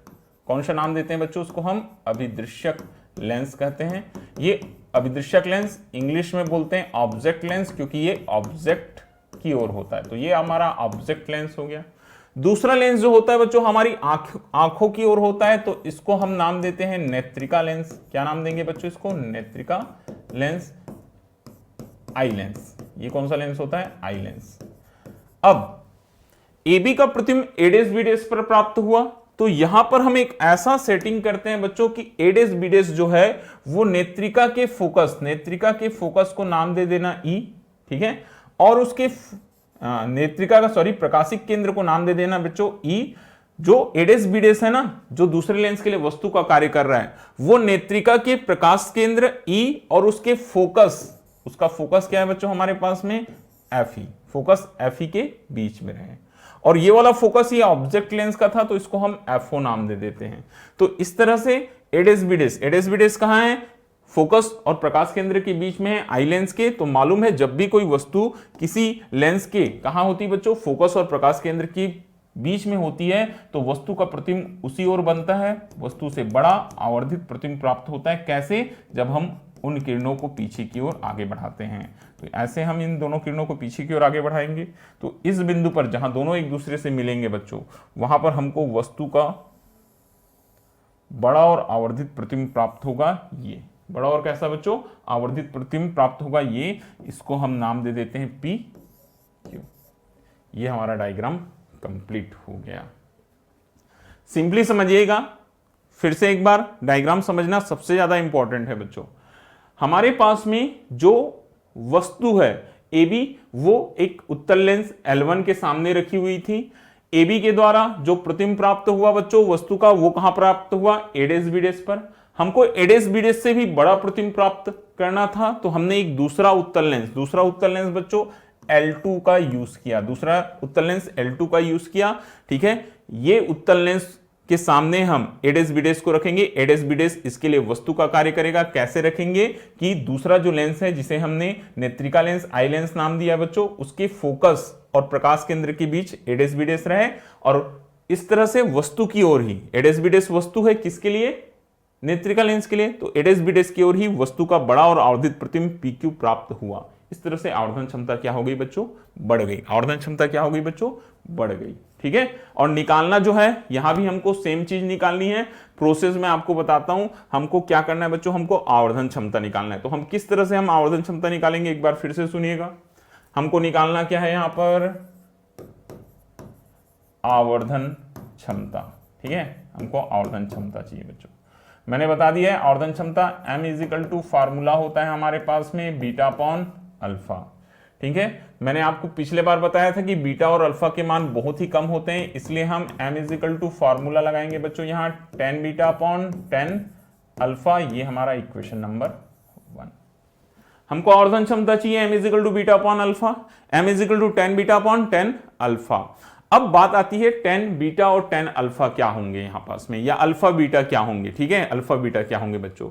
तो सबसे पहले बीटा क्या होता है, हमेशा याद रखना, अंतिम प्रतिबिंब द्वारा निर्मित दर्शन कोण। वहां एक ही प्रतिबिंब था तो प्रतिबिंब द्वारा निर्मित दर्शन कोण था, यहां दो प्रतिबिंब है तो हम क्या लिखेंगे बच्चों, अंतिम प्रतिबिंब द्वारा निर्मित दर्शन कोण। तो अंतिम प्रतिबिंब PQ पर बन रहा है, तो अंतिम प्रतिबिंब द्वारा निर्मित दर्शन कोण ये बीटा। अंतिम प्रतिबिंब और जो प्रकाशिक केंद्र है उसके मध्य बना कोण, अंतिम प्रतिबिंब PQ, प्रकाशिक केंद्र E के मध्य बना कोण, ये क्या कहलाया बच्चों, बीटा कहलाया। अल्फा, स्पष्ट दृष्टि की न्यूनतम दूरी पर रखी वस्तु द्वारा निर्मित दर्शन कोण, ये अल्फा। तो इसको हम क्या मान लेंगे, स्पष्ट दृष्टि की न्यूनतम दूरी D मान लेंगे। इसको हम स्पष्ट दृष्टि की न्यूनतम दूरी क्या मान लेंगे बच्चों, D मान लेंगे। क्लियर है बातें। बीटा अंतिम प्रतिबिंब द्वारा निर्मित दर्शन कोण, अल्फा स्पष्ट दृष्टि की न्यूनतम दूरी पर रखी वस्तु द्वारा निर्मित दर्शन कोण। मैंने अल्फा और बीटा बता दिया। अब हम निकालते हैं। ठीक है, सबसे पहले बच्चों यहां पर देखिए, यहां पर कौन सा त्रिभुज दिखाई दे रहा है, त्रिभुज AOB में क्या कैलकुलेट कर लेंगे, यहां पर हम निकाल लेते हैं बच्चों tan अल्फा। क्या निकाल लूंगा मैं, tan अल्फा निकालूंगा, लंब बटा आधार। लंब क्या हो गया AB, आधार के जगह में क्या जाएगा बच्चों, D, AB अपॉन D आ गया। फिर इधर देखिए कौन सा त्रिभुज, फिर से एक बार देखो, अंतिम प्रतिबिंब PQ पर है तो त्रिभुज PQE कौन सा हो जाएगा बच्चों, त्रिभुज PQE। मगर हमने बताया कि त्रिभुज PQE और A'-B' समरूप होते हैं, तो हम कौन सा त्रिभुज लेकर चलेंगे बच्चों, यहां पर जो हम त्रिभुज लेकर चलेंगे वो A'-B' लेकर चलेंगे। ठीक है, ताकि हम आसानी से कैलकुलेशन कर सकें, मतलब वही होता है। तो त्रिभुज A'-B' में, त्रिभुज A'-B' में क्या हो जाएगा हमारे पास में, tan अल्फा। यहां पर हमारा निकल आएगा बच्चों tan अल्फा नहीं tan बीटा। tan बीटा क्या हो जाएगा, लंब क्या है हमारे पास, A'-B' है। आधार क्या है बच्चों हमारे पास में, B'-E है। डायग्राम में देखेंगे लंब A'-B' है, आधार क्या है बच्चों हमारे पास में, B'-E है। ठीक है, ये हमारे पास निकल आया। तो इस तरह से हम वैल्यूज को अगर यहां पर पुट करें बच्चों M के प्लेस में, तो tan बीटा की वैल्यू A'-B' अपॉन B'-E बटा tan अल्फा की value AB upon D। M = अगर हम इसको अच्छे से लिखें तो A'-B' अपॉन AB नीचे आ जाएगा, D ऊपर चला जाएगा बच्चों, D अपॉन B'-E। ये हमारा समीकरण नंबर 2। बिल्कुल ध्यान से देखते जाना ना, ये हमारा समीकरण नंबर क्या मिल गया बच्चों, 2 हमको प्राप्त हो गया। अब समीकरण नंबर 2 तो मिल गया, मगर हम यहां पर वैल्यूज पुट नहीं कर सकते हैं। क्यों नहीं कर सकते हैं हम आसानी के साथ में वैल्यूज पुट बच्चों? क्योंकि ये जो है ना हमारे पास में, ये क्या है, लंबाइयां है वस्तु की और प्रतिम की, ए डेस बी डेस और A B. In A dash B डेस प्रतिम की लंबाई है, ए बी वस्तु की लंबाई है। इन लंबाइयों को अगर हम दूरी में बदल दें तो हम आसानी से वैल्यूज पुट कर सकते हैं। तो इसके लिए बच्चों हम यहां पर देखेंगे 2 समरूप त्रिभुज। कौन कौन से समरूप त्रिभुज है बेटा हमारे पास में, ध्यान से देखिएगा। एक समरूप त्रिभुज है AOB और इसी के समरूप है बच्चों A dash O B dash. Diagram में देखिए, त्रिभुज AOB और त्रिभुज A डेस O B डेस कैसे हैं, समरूप त्रिभुज है।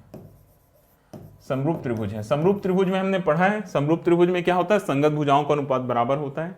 तो हम यहां पर भुजाओं का अनुपात निकालेंगे बच्चों, A dash B dash upon AB, A dash B dash upon AB, ये क्या आ जाएगा हमारे पास में, ये आ जाएगा बच्चों OB डेस अपॉन OB। ठीक है, OB डेस अपॉन OB। ये मान कहां रखने पर, समीकरण 2 में रखने पर। आप इक्वेशन नंबर 2 में वैल्यू अगर पुट करेंगे तो देखो क्या आ जाएगा, m इज इक्वल टू आ जाएगा बच्चों A dash B dash, sorry इसी की जगह तो वैल्यू पुट करनी है, A dash B dash upon AB की जगह। ठीक है, आप क्या करना बेटा, OB डेस अपॉन OB लगा देना, इनटू हो जाएगा बच्चों D upon B dash E, D upon क्या हो जाएगा, B डेस E। अब सबकी वैल्यू आप यहां से देख सकते हैं। सबसे पहले बच्चों देखो यहां पास में ना, ध्यान से देखते जाना, सबकी वैल्यू आपको समझ में आती जाएगी। सबसे पहले बच्चों OB डेस, ठीक है, ध्यान से देखते जाना, सबकी वैल्यू आपको समझ में आती जाएगी। ये O है, ये B डेस है। O से B डेस की जो वैल्यू है बच्चों, ये क्या आ जाएगा, ये आएगा प्रतिबिंब की दूरी, किसके लिए, ऑब्जेक्ट लेंस के लिए। ये देखो मैं ऊपर में लगा दिया यहां निशान। O से B डेस ऑब्जेक्ट लेंस के लिए प्रतिबिंब कहां बन रहा था, A डेस B डेस पर बन रहा था। तो O से बच्चों B डेस की दूरी को VO लिखेंगे, VO लिखेंगे, ये प्रतिबिंब की दूरी है किसके लिए बच्चों, ऑब्जेक्ट लेंस के लिए। OB, ठीक है, थोड़ा सा मैंने आपको बताया है कि ये जो है, ये है प्रतिबिंब की दूरी कौन से लेंस के लिए बच्चों, ऑब्जेक्ट लेंस के लिए। ठीक है, अब ये देखो OB, O से B के बीच की, ये वस्तु की दूरी है कौन से लेंस के लिए, ऑब्जेक्ट लेंस के लिए बच्चों, ये है UO। ठीक है, B डेस E, यहां देखो B डेस E, ये वस्तु की दूरी है कौन से लेंस के लिए, नेत्रिका के लेंस के लिए, ये है बच्चों UE। तो इस तरह से हमको तीनों का तीनों डिस्टेंस मिल गया। ठीक है, O से B ऑब्जेक्ट लेंस के लिए वस्तु की दूरी UO, ठीक है, O B डेस ये है VO और ये है बच्चों नेत्रिका के लिए वस्तु की दूरी UE।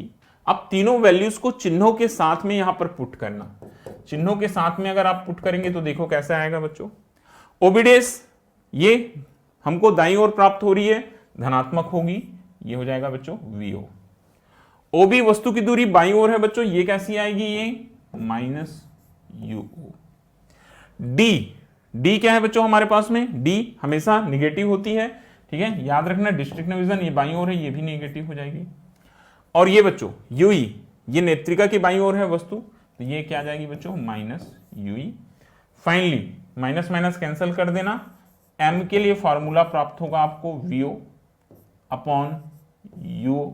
ठीक है, माइनस को मैं ऊपर रख लेता हूं, इंटू D अपॉन UE। अब बोलो आपको समझ में आया कि नहीं आया, मेहनत है भाई इसमें। ठीक है, मैंने इसलिए सारी चीजें स्टेप बाय स्टेप आपको अच्छे से कराई। पहले मैंने डायग्राम बताया कि डायग्राम कैसे बना, फिर मैंने बताया कि आपको tan बीटा tan अल्फा की वैल्यूज पुट करनी है। ठीक है, वहां पर हमने देखा कि हमारे पास लंबाई आ रही थी, वस्तु की लंबाई और प्रतिबिंब की लंबाई, उसको हमने दूरी में चेंज करने के लिए 2 समरूप त्रिभुज लिए AOB और A डेस O B डेस। ठीक है, तो हमने भुजाओं का अनुपात लिया बच्चों A dash B dash upon A B, तो ओ बी डेस अपॉन क्या आ गया बच्चों, ओ बी आ गया। ये मान हमने समीकरण 2 में रख दिया, तो O B dash upon O B into D upon B dash ये आया। सबकी वैल्यूज यहां पर मैंने आपको दिखाई है कि ओ बी ये ऑब्जेक्ट लेंस के लिए वस्तु की दूरी है, ओ बी डेस ये ऑब्जेक्ट लेंस के लिए प्रतिबिंब की दूरी है, बी डेसी ये नेत्रिका लेंस के लिए वस्तु की दूरी है। सबकी वैल्यू को हमने चिन्ह के साथ रखा, बाईं ओर है तो निगेटिव, दाईं ओर है तो पॉजिटिव। फाइनली हमारे पास आवर्धन क्षमता के लिए फार्मूला आ गया बच्चों, m is equal to minus VO upon UO into D upon Yui.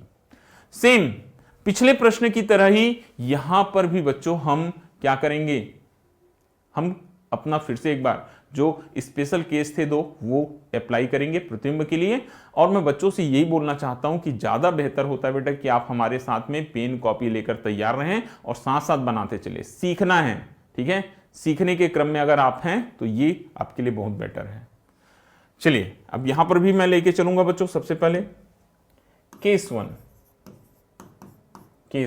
ठीक है, केस वन से पहले मैं एक काम करता हूं, यहां पर मैं फार्मूला लिख देता हूं ताकि चीजें हमारे ध्यान में रहे कि हमको क्या चाहिए। m इज इक्वल टू आया बच्चों minus VO upon U into D upon क्या आ रहा है बच्चों, यूई। ये हमारे पास फार्मूला है ना आवर्धन क्षमता के लिए। अब बात करें बच्चों केस वन में क्या बोलता है, जब प्रतिबिंब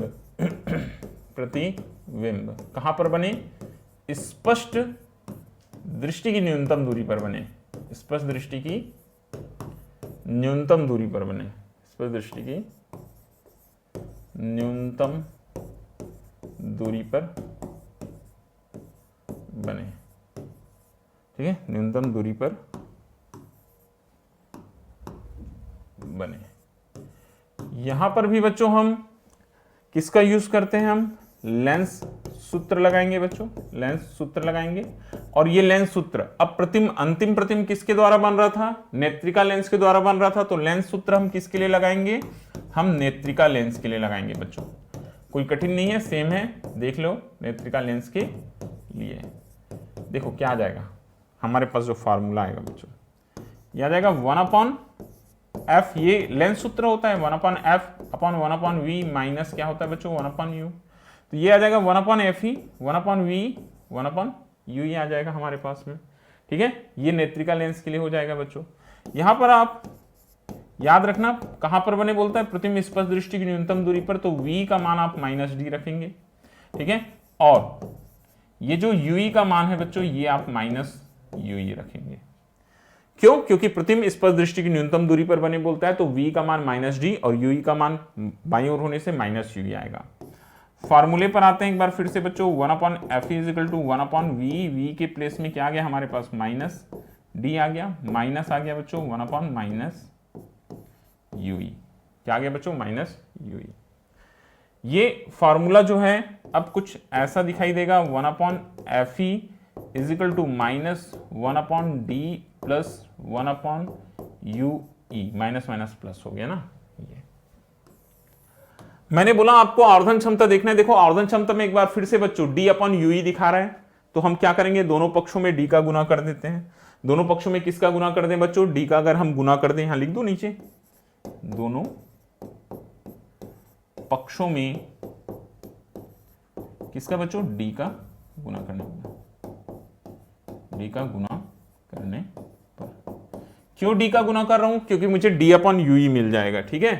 क्या आ जाएगा ये आ जाएगा बच्चों d/fe इक्वल, ये बचेगा यहां हमारे पास d का गुना करेंगे तो -1 बचेगा बच्चों, प्लस बच गया d/ue, d/ क्या बच गया बच्चों, ue, ये हमारे पास में बच गया। अगर हम चाहें तो यहां से वैल्यू निकाल सकते हैं बच्चों, मैं नीचे लिखता हूं यार, इस पर जगह नहीं है। किसकी वैल्यू निकालेंगे हम यहां पास से, d/ue की बच्चों, किसकी वैल्यू निकालेंगे बच्चों, d/ue की वैल्यू निकालेंगे। -1 को इधर पक्षांतर कर देंगे, 1 प्लस क्या हो जाएगा बच्चों, d/1 प्लस d/fe, ठीक है, ये मिल गया हमको। अतः ठीक है, अतः m इज इक्वल टू बच्चों m is equal to minus vo uo, जैसा है वैसे ही रखो, बस d अपॉन ui की जगह में आप क्या पुट कर देना बच्चों, 1 प्लस डी अपॉन एफ ही पुट कर देना, 1 प्लस डी अपॉन एफ ही पुट कर देना। ठीक है, इस तरह से हमको आवर्धन क्षमता मिल गया जब प्रतिबिंब कहां पर बनता है बच्चों, स्पष्ट दृष्टि की न्यूनतम दूरी पर बनता है तब। ये हो गया आपका। अब एक चीज और याद रखना है, यहां पर कहीं कहीं पर पूछा जाता है नली की लंबाई बताओ, नली की लंबाई। अब बोलो सर ये नली की लंबाई क्या चीज है? नली की लंबाई के लिए आपको वापस डायग्राम में आना पड़ेगा बच्चों। नली की लंबाई देखो, होता क्या है कि जब हम सूक्ष्मदर्शी बनाते हैं ना, तो ऊपर से प्लास्टिक से उसमें कवर लगाते हैं। प्लास्टिक से क्या करते हैं बच्चों, कवर लगाते हैं। ये जो नली की लंबाई होती है वो प्रकाशिक केंद्र O, दो लेंस हैं तो दोनों के प्रकाशिक केंद्रों के बीच की दूरी होती है O से E के बीच की दूरी, O से E के बीच की दूरी, ये नली की लंबाई कहलाएगी बच्चों। तो अगर आप O से E के बीच की दूरी देखें, चलिए O से E के बीच की अगर आप दूरी देखें, O से E के बीच की दूरी, तो ये देखो ये VO प्लस क्या आ जाएगा बच्चों, UE। VO प्लस क्या आ जाएगा बच्चों, UE। O से E के बीच की दूरी धनात्मक ही आएगा, दूरी धनात्मक होती है, तो O से E के बीच की दूरी VO प्लस क्या आ जाएगा बच्चों, UE। तो नली की लंबाई कई बार पूछा जाता है, तो ये आ गया VO प्लस UE। ठीक है, इस तरह से। अब केस टू, जब प्रतिबिंब कहां पर बने, अनंत पर बने। ये तो सबसे सिंपल होता है, इसमें आपको ज्यादा कुछ करने की जरूरत नहीं है। ठीक है, आप बस एक काम करना बच्चों, u इज इक्वल टू क्या पुट करना, F E. u is equal to F E. तो आपका फार्मूला कैसा हो जाएगा बच्चों, आपका जो फार्मूला बनेगा वो आ जाएगा m is equal to minus V O upon U, ठीक है, into D upon U E की जगह में क्या कर लेना बच्चों, एफ ई। यू ई के प्लेस में क्या कर लेना, एफ ई। ठीक है, इस तरह से। और यहां पर भी आपको क्या करना है बच्चों, नली की लंबाई बतानी है। इस स्थिति में भी आपको नली की लंबाई पूछा जाता है, तो नली की लंबाई के लिए फिर से एक बार याद रखना क्या करना है, वीओ प्लस यूई की जगह में क्या आ जाएगा बच्चों, एफ ई आ जाएगा। यूई की जगह में क्या आ जाएगा, एफ ई आ जाएगा। तो इस तरह से आप संयुक्त सूक्ष्मदर्शी की भी दो स्थितियां निकाल सकते हैं। बिल्कुल आसान है, कॉपी में आप जब प्रैक्टिस करेंगे तो आपको और अच्छे से ये चीज समझ में आएगी। ठीक है, तो चलिए अब इसके बाद बच्चों, ठीक है, इसके बाद मैं आपको बताऊंगा क्या, ये तो हो गया दो प्रकार के हमारे पास, एक सिंपल माइक्रोस्कोप हो गया और एक हो गया बच्चों कंपाउंड माइक्रोस्कोप। अब हम आगे देखेंगे बच्चों दूरदर्शी। क्या देखेंगे बच्चों, हम दूरदर्शी के बारे में देखेंगे। ठीक है, कि दूरदर्शी क्या होता है, उसके प्रकार, सेम चीजें वहां भी करेंगे, आवर्धन क्षमता, ठीक है, सारी की सारी बातें करेंगे। चलिए बढ़े तो आगे, चलिए बिल्कुल 1 मिनट का छोटा सा, ठीक है, 1 मिनट भी नहीं लगे, 2 मिनट, मैं भी पानी पी लेता हूं, फिर हम दूरदर्शी स्टार्ट करते हैं बच्चों। ओके, तो चलिए बच्चों अब हम आगे देखेंगे। ठीक है, मैंने बताया था आपको दूरदर्शी हमको देखना है, तो दूरदर्शी में बच्चों चलिए शुरू करते हैं। दूरदर्शी, इसी को क्या बोलते हैं मालूम है आपको, दूरबीन भी बोला जाता है, दूरदर्शी या दूरबीन कहा जाता है। तो दूरदर्शी उस प्रकाशिक यंत्र को कहते हैं बच्चों जिससे दूर वस्तुओं को देखा जाता है, दूरस्थ मतलब दूर स्थित वस्तुओं को देखा जाता है। ठीक है, इसका उपयोग दूरस्थ वस्तुओं को कोणीय आवर्धन प्रदान करने में किया जाता है। दूरदर्शी को हम दूरबीन भी कहते हैं, आप सभी को मालूम है, आप में से बहुत सारे बच्चों ने यूज भी किया होगा दूरबीन। ठीक है, बहुत दूर की वस्तु को बड़े और आवर्धित रूप में देखने के लिए हम दूरबीन का उपयोग करते हैं। पृथ्वी में भी दूरबीन का उपयोग करते हैं, मालूम है ना, बहुत दूर में कोई वस्तु उसको देखने के लिए हम टेलीस्कोप का उपयोग करते हैं। तो इससे हम पृथ्वी की वस्तुओं को भी देख सकते हैं और दूर आकाश में स्थित पिंडों को भी देख सकते हैं। ठीक है, तो चलिए हम बात करेंगे दूरदर्शी और दूरबीन की। तो सबसे पहले बच्चों दूरदर्शी के प्रकार, दूरदर्शी कितने प्रकार के होते हैं ये सुन लीजिएगा। दूरदर्शी जो होते हैं बच्चों वो 2 प्रकार के दूरदर्शी होते हैं। कितने प्रकार के होते हैं बच्चों, 2 प्रकार के दूरदर्शी होते हैं। एक होता है अपवर्ती दूरदर्शी और दूसरा होता है बच्चों परावर्ती दूरदर्शी। अपवर्ती दूरदर्शी रिफ्रैक्टिंग टेलीस्कोप, इस प्रकार के दूरदर्शी में अभिदृश्यक के रूप में उत्तल लेंस का यूज करते हैं। किसका उपयोग करते हैं बच्चों, उत्तल लेंस का उपयोग करते हैं। अपवर्ती दूरदर्शी 2 प्रकार के होते हैं, खगोलीय जिसे हम आकाशीय कहते हैं और पार्थिव। तो ये पहला है, यही सबसे इंपॉर्टेंट है और आपकी एग्जाम्स में पूछा जाता है। अपवर्ती रिफ्रैक्टिंग टेलीस्कोप, यहां पर हम उत्तल लेंस यूज करते हैं। ठीक है, दो प्रकार के खगोलीय या आकाशीय दूरदर्शी में क्या करते हैं, आकाश में स्थित पिंडों को देखते हैं। पार्थिव में पृथ्वी पर स्थित वस्तुओं को देखने के लिए पार्थिव दूरदर्शी का यूज किया जाता है। और एक होता है बच्चों परावर्ती दूरदर्शी रिफ्लेक्टिंग टेलीस्कोप। इस प्रकार के दूरदर्शी में अभिदृश्यक के रूप में हम अवतल दर्पण का प्रयोग करते हैं, ऑब्जेक्ट लेंस के रूप में। तो अगर मैं बात करूं तो हमको पढ़ना क्या है, मोस्ट इंपॉर्टेंट टॉपिक क्या है बच्चों, यहां पर जो सबसे ज्यादा पूछा जाता है वो है खगोलीय या आकाशीय दूरदर्शी। तो मैं आपको बताऊंगा बच्चों खगोलीय या आकाशीय दूरदर्शी, एस्ट्रोनॉमिकल टेलीस्कोप के बारे में। हमने अभी आपको बताया था कि खगोल का मतलब भी होता है आकाश। ठीक है, खगोलीय दूरदर्शी का उपयोग आकाशीय पिंडों जैसे ग्रह, तारे, इन सबको देखने के लिए किया जाता है। याद रखना ये।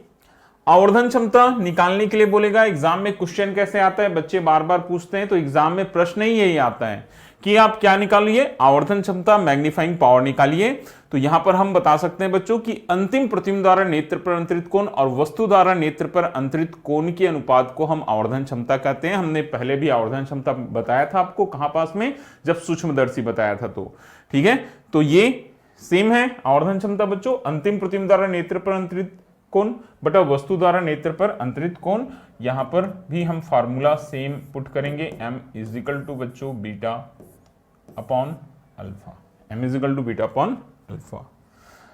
यहां भी दो स्थितियां होती हैं, जब प्रतिबिंब स्पर्श दृष्टि की न्यूनतम दूरी पर बने और जब प्रतिबिंब कहां पर बने, अनंत पर बने। तो चलिए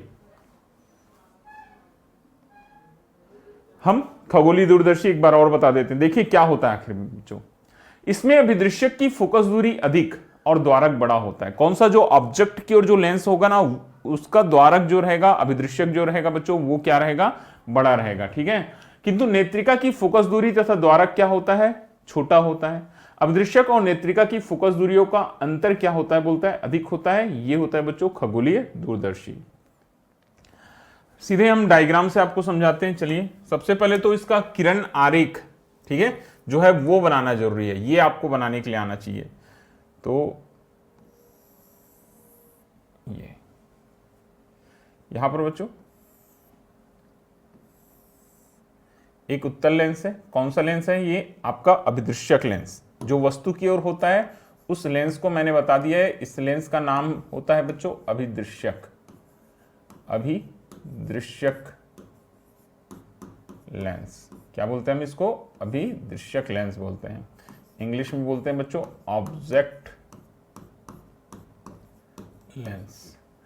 अब सुनिएगा ना इसकी बात, क्या चीज है यहां पर मुख्य रूप से, वस्तु कहां स्थित है, वस्तु कहां स्थित है बच्चों, वस्तु बहुत दूर कहीं अनंत पर, वस्तु जो है बच्चों वो कहीं बहुत दूर अनंत पर है। वस्तु कहां है बच्चों, बहुत दूर है, अनंत पर है, मान के चलते हैं। आसमान ही अनंत है, तो जो वस्तु है बच्चों वो अनंत पर है।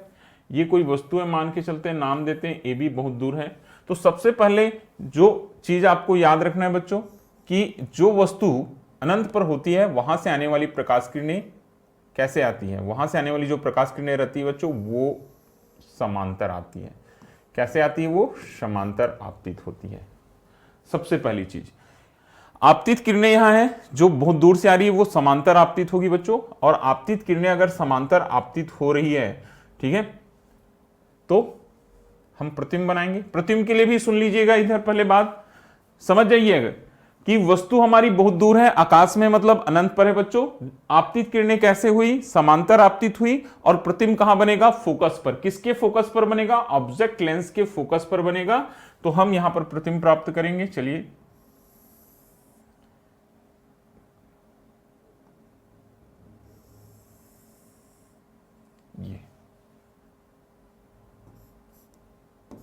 ये प्रतिबिंब जो है, ठीक है,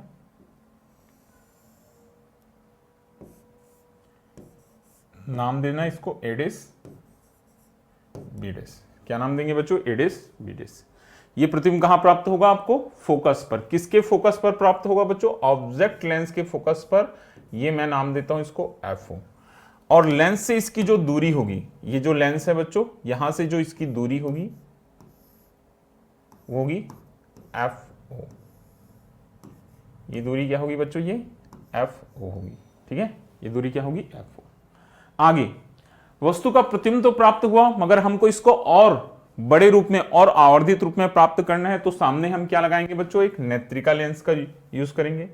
ठीक यहां पर, ठीक है,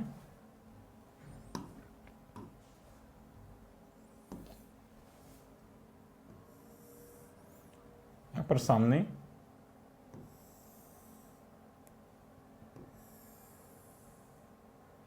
मैं लगा देता हूं एक और लेंस, इसे बोलते हैं बच्चों नेत्रिका लेंस।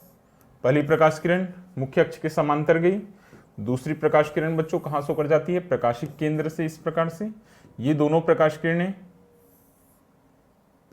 इस तरह से आगे बढ़ जाएगी, दोनों प्रकाश किरणें इस तरह से क्या हो जाएगी बच्चों, आगे बढ़ जाएगी। प्रतिबिंब को देखने के लिए हम अपनी आंख यहां लगाएंगे बच्चों, आई जो रहेगा हम इधर लगाएंगे अपनी आंख। ठीक है, तो प्रतिबिंब हमको किधर दिखाई देगा, यहां पर फिर से वही स्थिति आ रही है। एडेस बीडेस जो है आई लेंस के लिए बच्चों वस्तु का कार्य करेगा। ठीक है, और हम एडेस बीडेस को कहां रखेंगे, नेत्रिका के फोकस FE और प्रकाशिक केंद्र E के बीच में रखते हैं, प्रकाशिक केंद्र E के बीच में रखते हैं। तो प्रतिबिंब प्राप्त करने के लिए हमको क्या करना पड़ेगा, इन दोनों को बच्चों, इन दोनों को हमको क्या करना पड़ेगा, पीछे की ओर आगे बढ़ाना पड़ेगा, कुछ इस तरह से। इन दोनों को बच्चों हमको पीछे की ओर आगे बढ़ाना पड़ेगा, जहां पर ये दोनों मिलेगी। ठीक है, इन दोनों को पीछे की ओर आगे बढ़ाएंगे, जहां पर ये दोनों मिलेगी वहां पर वस्तु का बड़ा और आवर्धित प्रतिबिंब प्राप्त होगा। ठीक है, बड़ा, थोड़ी सी टेढ़ी हो गई क्या लाइन,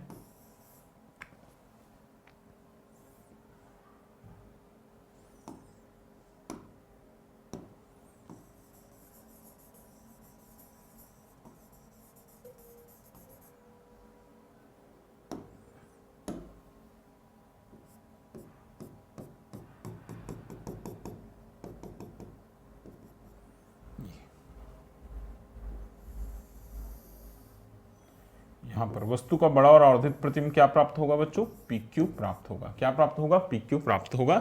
इस तरह से हमारा प्रतिबिंब बन जाएगा। डायग्राम क्लियर है, एक बार फिर से देख लो। मैंने बताया कि वस्तु कहां है बच्चों, अनंत पर स्थित है। वस्तु कहां स्थित है, अनंत पर। ठीक है, बहुत दूर है AB।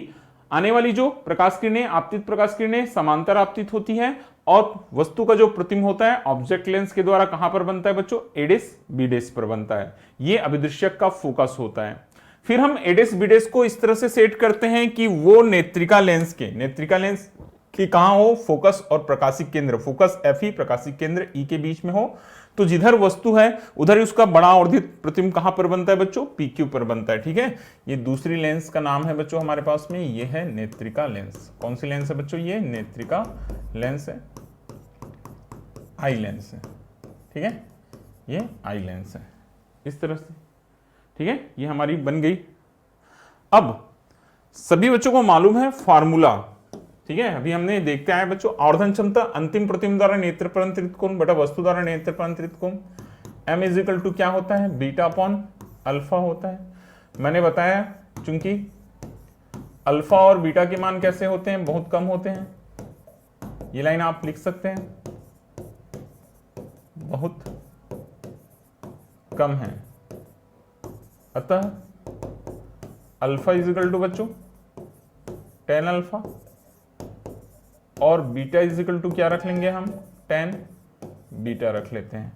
तो M = क्या आ जाता है फार्मूला हमारे पास में, ये आ जाता है बच्चों tan beta upon tan alpha, equation number 1। क्या आ गया, समीकरण नंबर 1। अब देखो अल्फा कहां आएगा, अल्फा क्या होता है बच्चों, अल्फा क्या चीज है, वस्तु द्वारा नेत्र पर अंतरित कोण। वस्तु तो बहुत दूर है, ये जो अल्फा एंगल बनाएंगे यहां पर बनेगा। अब मालूम है शीर्षाभिमुख कोण आपस में बराबर होते हैं, तो ये अल्फा एंगल यहां पर भी बन गया बच्चों। ठीक है, अंतिम प्रतिबिंब क्या है हमारे पास में, PQ है। तो अंतिम प्रतिबिंब PQ के द्वारा एंगल बनेगा, ये बीटा यहां पर बनेगा। कहां पर बनेगा, इस जगह पर बनेगा। चलिए हम दोनों मान निकालते हैं। देखो अल्फा था वस्तु द्वारा नेत्र पर अंतरित कोण, तो वस्तु तो दूर थी, तो इधर तो हमारे पास ट्रायंगल नहीं दिखाई दे रहा है, मगर हमने शीर्षाभिमुख कोण से हमने अल्फा को इधर ला लिया बच्चों, तो हमारे पास ट्रायंगल दिखाई दे रहा है। तो हम tan अल्फा निकालने के लिए कौन सा त्रिभुज यहां पर मैं लगाता हूं त्रिभुज एडेस ओ बीडेस, त्रिभुज एडेस ओ बीडेस में क्या निकालेंगे यहां पर हम tan अल्फा। tan अल्फा लंब बटा आधार, लंब है बच्चों एडेस बीडेस, आधार क्या है हमारे पास में ओ बी डेस, ये आ गया हमारे पास में। अब ठीक है, बीटा के लिए देखो, बीटा के लिए जो एक्चुअल में जो त्रिभुज होना चाहिए वो होगा बच्चों पी क्यू ई, मगर समरूप त्रिभुज होने के कारण से हम लेंगे कौन सा एडेस बीडेस ई। तो यहां पर मैं लेता हूं बच्चों कौन सा त्रिभुज, त्रिभुज एडेस बीडेस ई में क्या निकाल लेंगे हम tan बीटा कैलकुलेट कर लेते हैं। tan बीटा क्या हो जाएगा, लंब दिखाई दे रहा है एडेस बीडेस, आधार दिखाई दे रहा है बच्चों बीडेस ई, और ये दोनों वैल्यू हम इक्वेशन नंबर 1 में पुट करेंगे। तो देखिए क्या आएगा बच्चों, जब हम इक्वेशन नंबर 1 में दोनों वैल्यू पुट करेंगे तो m is equal to tan beta A dash B dash upon B dash ई बटा tan alpha A dash B dash upon O B dash. A dash B dash से क्या हो गया बच्चों, कैंसल हो गया, m इज इक्वल टू ये ओबीडेस ऊपर चला जाएगा और नीचे क्या आएगा बच्चों हमारे पास में बीडेस ई आ गया, नीचे क्या आ गया बच्चों हमारे पास बीडेस ई आ गया। अब इस जो फॉर्मूला बनाना ये जो हमारे पास में वहां पर हमको देखना है दोनों चीजें है क्या, ओबीडेस, यहां से देखिए ओ बीडेस फोकस दूरी है, ये क्या चीज है बच्चों फोकस दूरी है, और बीडेस ई ये नेत्रिका से वस्तु की दूरी है, तो इसको आप यूई से दिखा सकते हैं। किससे दिखा सकते हैं बच्चों, यूई से दिखा सकते हैं। तो इस तरह से m is equal to, diagram में देख लो ना, मैं अलग से नहीं लिख रहा हूं, o से b डेस के बीच की दूरी FO अभिदृश्यक की फोकस दूरी, b डेस E ये नेत्रिका से वस्तु की दूरी, तो m इज इक्वल टू क्या आ गया हमारे पास में FO OB डेस बटा UE, ये हमारे पास आ गया। अगर हम चिन्हों का प्रयोग करें बच्चों, उचित चिन्हों का प्रयोग करें, तो FO तो अभिदृश्यक के दाईं ओर है तो पॉजिटिव आएगा, मगर UE जो है वो बाईं ओर है तो क्या आ जाएगा बच्चों, ये निगेटिव आ जाएगा। तो m is equal to FO तो पॉजिटिव रहेगा माइनस क्या आ जाएगा बच्चों UE, आगे m इज इक्वल टू बच्चों माइनस FO अपॉन UE। ठीक है, माइनस कैसे आया, समझ में आई बात, ये कहां से आया बच्चों, उचित चिन्हों के प्रयोग से या चिन्ह परिपाटी से लिख सकते हैं, उचित चिन्हों के प्रयोग से, उचित चिन्हों के प्रयोग से, ये चीज आप लिख देना। ठीक है, m इज इक्वल टू क्या आया formula minus FO upon UE। Clear हुई बात, एक बार फिर से सुन लीजिए, मैंने आपको क्या समझाया, मैंने ये बताया बच्चों कि हमारे पास में जो पहला लेंस है उत्तल लेंस अभिदृश्यक लेंस बच्चों, वस्तु उससे बहुत दूर है, प्रकाश किरणें कैसे आपतित हुई, समांतर प्रतिबिंब कहां प्राप्त होता है, फोकस पर। तो O से ये बीडेस की दूरी फोकस दूरी होगी, किसके लिए बच्चों, अभिदृश्यक लेंस के लिए। फिर हम एडेस बीडेस को इस तरह से सेट करते हैं कि वो नेत्रिका के प्रकाशिक केंद्र E और फोकस FE के बीच में हो, और इस स्थिति में वस्तु की ओर ही वस्तु का बड़ा और आवर्धित प्रतिबिंब प्राप्त होता है। तो ये हमको प्रतिबिंब कहां पर मिला बच्चों, PQ। ठीक है, ये PQ पर मिला। मैंने बताया अल्फा क्या था, वस्तु द्वारा नेत्र पर अंतरित कोण था, तो अल्फा इधर रहेगा शीर्षविमुख कोण के कारण, इधर भी अल्फा हो गया। बीटा अंतिम प्रतिबिंब क्या है बच्चों, PQ, तो PQ द्वारा निर्मित दर्शन कोण क्या है हमारे पास, बीटा है, तो ये बीटा आ गया।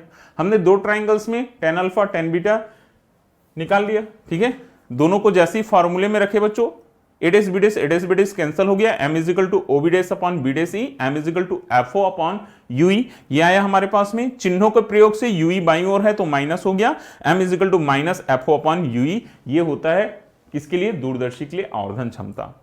अब फिर से हम दो स्थितियां देखते हैं बच्चों, कितनी स्थितियां देखेंगे, दो स्थितियां देखेंगे। सबसे पहले फिर से एक बार देखो केस 1। ठीक है, फिर से देखो केस, जब भी आपको स्थिति निकालते हो ना अपने दिमाग में, ये चीज को आपको यहां लिखने की जरूरत नहीं है, मैं अभी लिख रहा हूं। ठीक है, ये आप लोग जानकारी के लिए FO अपॉन UE आया, इसको आप हमेशा अपने दिमाग में रखना बच्चों। आपके पास क्या आ रहा है, FO अपॉन UE। ठीक है, ये आ रहा है आपके पास में। हम बात करते हैं बच्चों किसकी, केस 1 की। क्या बोलता है केस 1, जब प्रतिबिंब स्पष्ट दृष्टि की न्यूनतम दूरी पर बने बोलता है। स्पर्श दृष्टि की कहां पर बने बोलता है बच्चों? न्यूनतम दूरी पर बने, ठीक है, न्यूनतम दूरी पर बने। ओके, ये चीज बोलता है। तो हम शुरुआत कहां से करते हैं? लेंस सूत्र से बच्चों। लेंस सूत्र किसके लिए? नेत्रिका लेंस के लिए। कौन से लेंस के लिए बच्चों? नेत्रिका लेंस के लिए, ठीक है, नेत्रिका लेंस के लिए लेंस सूत्र, जैसे हमने संयुक्त सूक्ष्मदर्शी में स्टार्ट किया था। फार्मूला क्या आ जाएगा हमारे पास में? ये फार्मूला जो है बच्चों वो आ जाएगा 1/FE is equal to 1/V minus 1/UE, ठीक है। यहां पर आप वैल्यू पुट करना बच्चों, यहां लिख देना जहां, ठीक है, क्या लिख देंगे बच्चों? जहां VE ये स्पर्श दृष्टि की न्यूनतम दूरी है तो क्या आ जाएगा? -D, और UE के प्लेस में क्या आ जाएगा बच्चों? -UE। आगे देखिएगा 1/FE, 1/VE के जगह में क्या आ गया बच्चों? -D, माइनस ये क्या आ गया बच्चों? 1/-UE आ गया।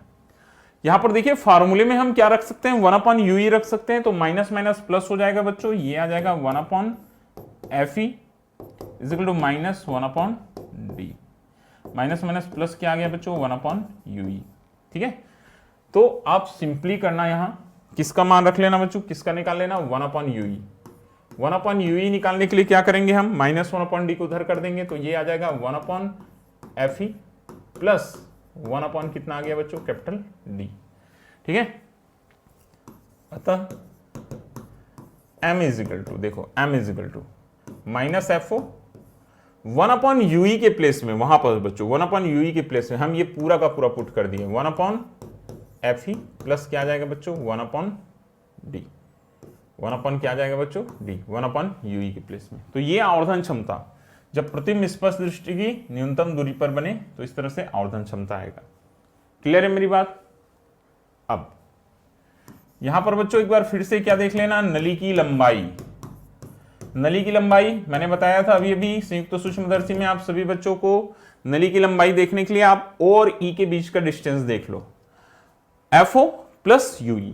O से E के बीच का डिस्टेंस ही नली की लंबाई का कहलाता है। एक्चुअल में करते क्या है मालूम है? हम इन दोनों लेंसों को प्लास्टिक से कवर करते हैं या किसी भी चीज से कवर करते हैं बच्चों। तो जो प्रकाशिक केंद्रों के बीच की दूरी होती है वही नली की लंबाई होती है। तो नली की लंबाई अगर O और E के बीच का डिस्टेंस देखें तो FO प्लस क्या आ जाएगा बच्चों? UE आ जाएगा, ठीक है। तो यहां पर लिखते हैं हम नली की लंबाई, क्या लिखेंगे? FO प्लस UE, नली की लंबाई FO प्लस UE। अब केस 2, अब आ जाते हैं बच्चों हमारा दूसरा केस, केस 2, जब प्रतिबिंब कहां पर बने? अनंत पर बने बोलता है। प्रतिबिंब कहां पर बने बोलता है बच्चों? अनंत पर बने। तो प्रतिबिंब अनंत पर बनेगा कब? जब वस्तु कहां होती है? फोकस पर। UE is equal to FE, ठीक है। तो हम क्या लिखेंगे? M is equal to, direct फार्मूले से बच्चों, -FO, UE के प्लस में क्या आ जाएगा बच्चों? FE आ जाएगा। तो M is equal to -FO/FE, -FO/FE। दोनों फार्मूले हमारे बन गए। तो बिल्कुल बहुत ही आसान है। आपको करना क्या है? आपको बस प्रैक्टिस की जरूरत है। जब भी कोई टीचर आपको पढ़ाता है, बताता है, तो जरूर आप उसको कॉपी में नोट करना बच्चों, ठीक है। बहुत अच्छे से आपको सारी की सारी बातें समझ में आएगी।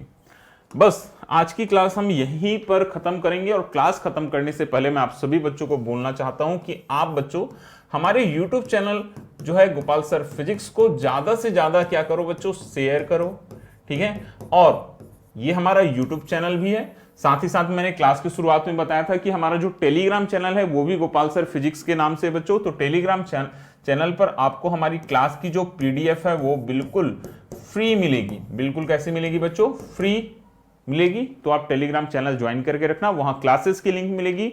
आपको अगर कोई एक्स्ट्रा नोट्स की जरूरत है वो भी हम वहां पर प्रोवाइड कराएंगे। तो आप जरूर टेलीग्राम चैनल ज्वाइन कीजिएगा। हमारे चैनल को शेयर करना बच्चों। आज की क्लास कैसी लगी ये आप कमेंट बॉक्स में कमेंट करके जरूर बताइएगा।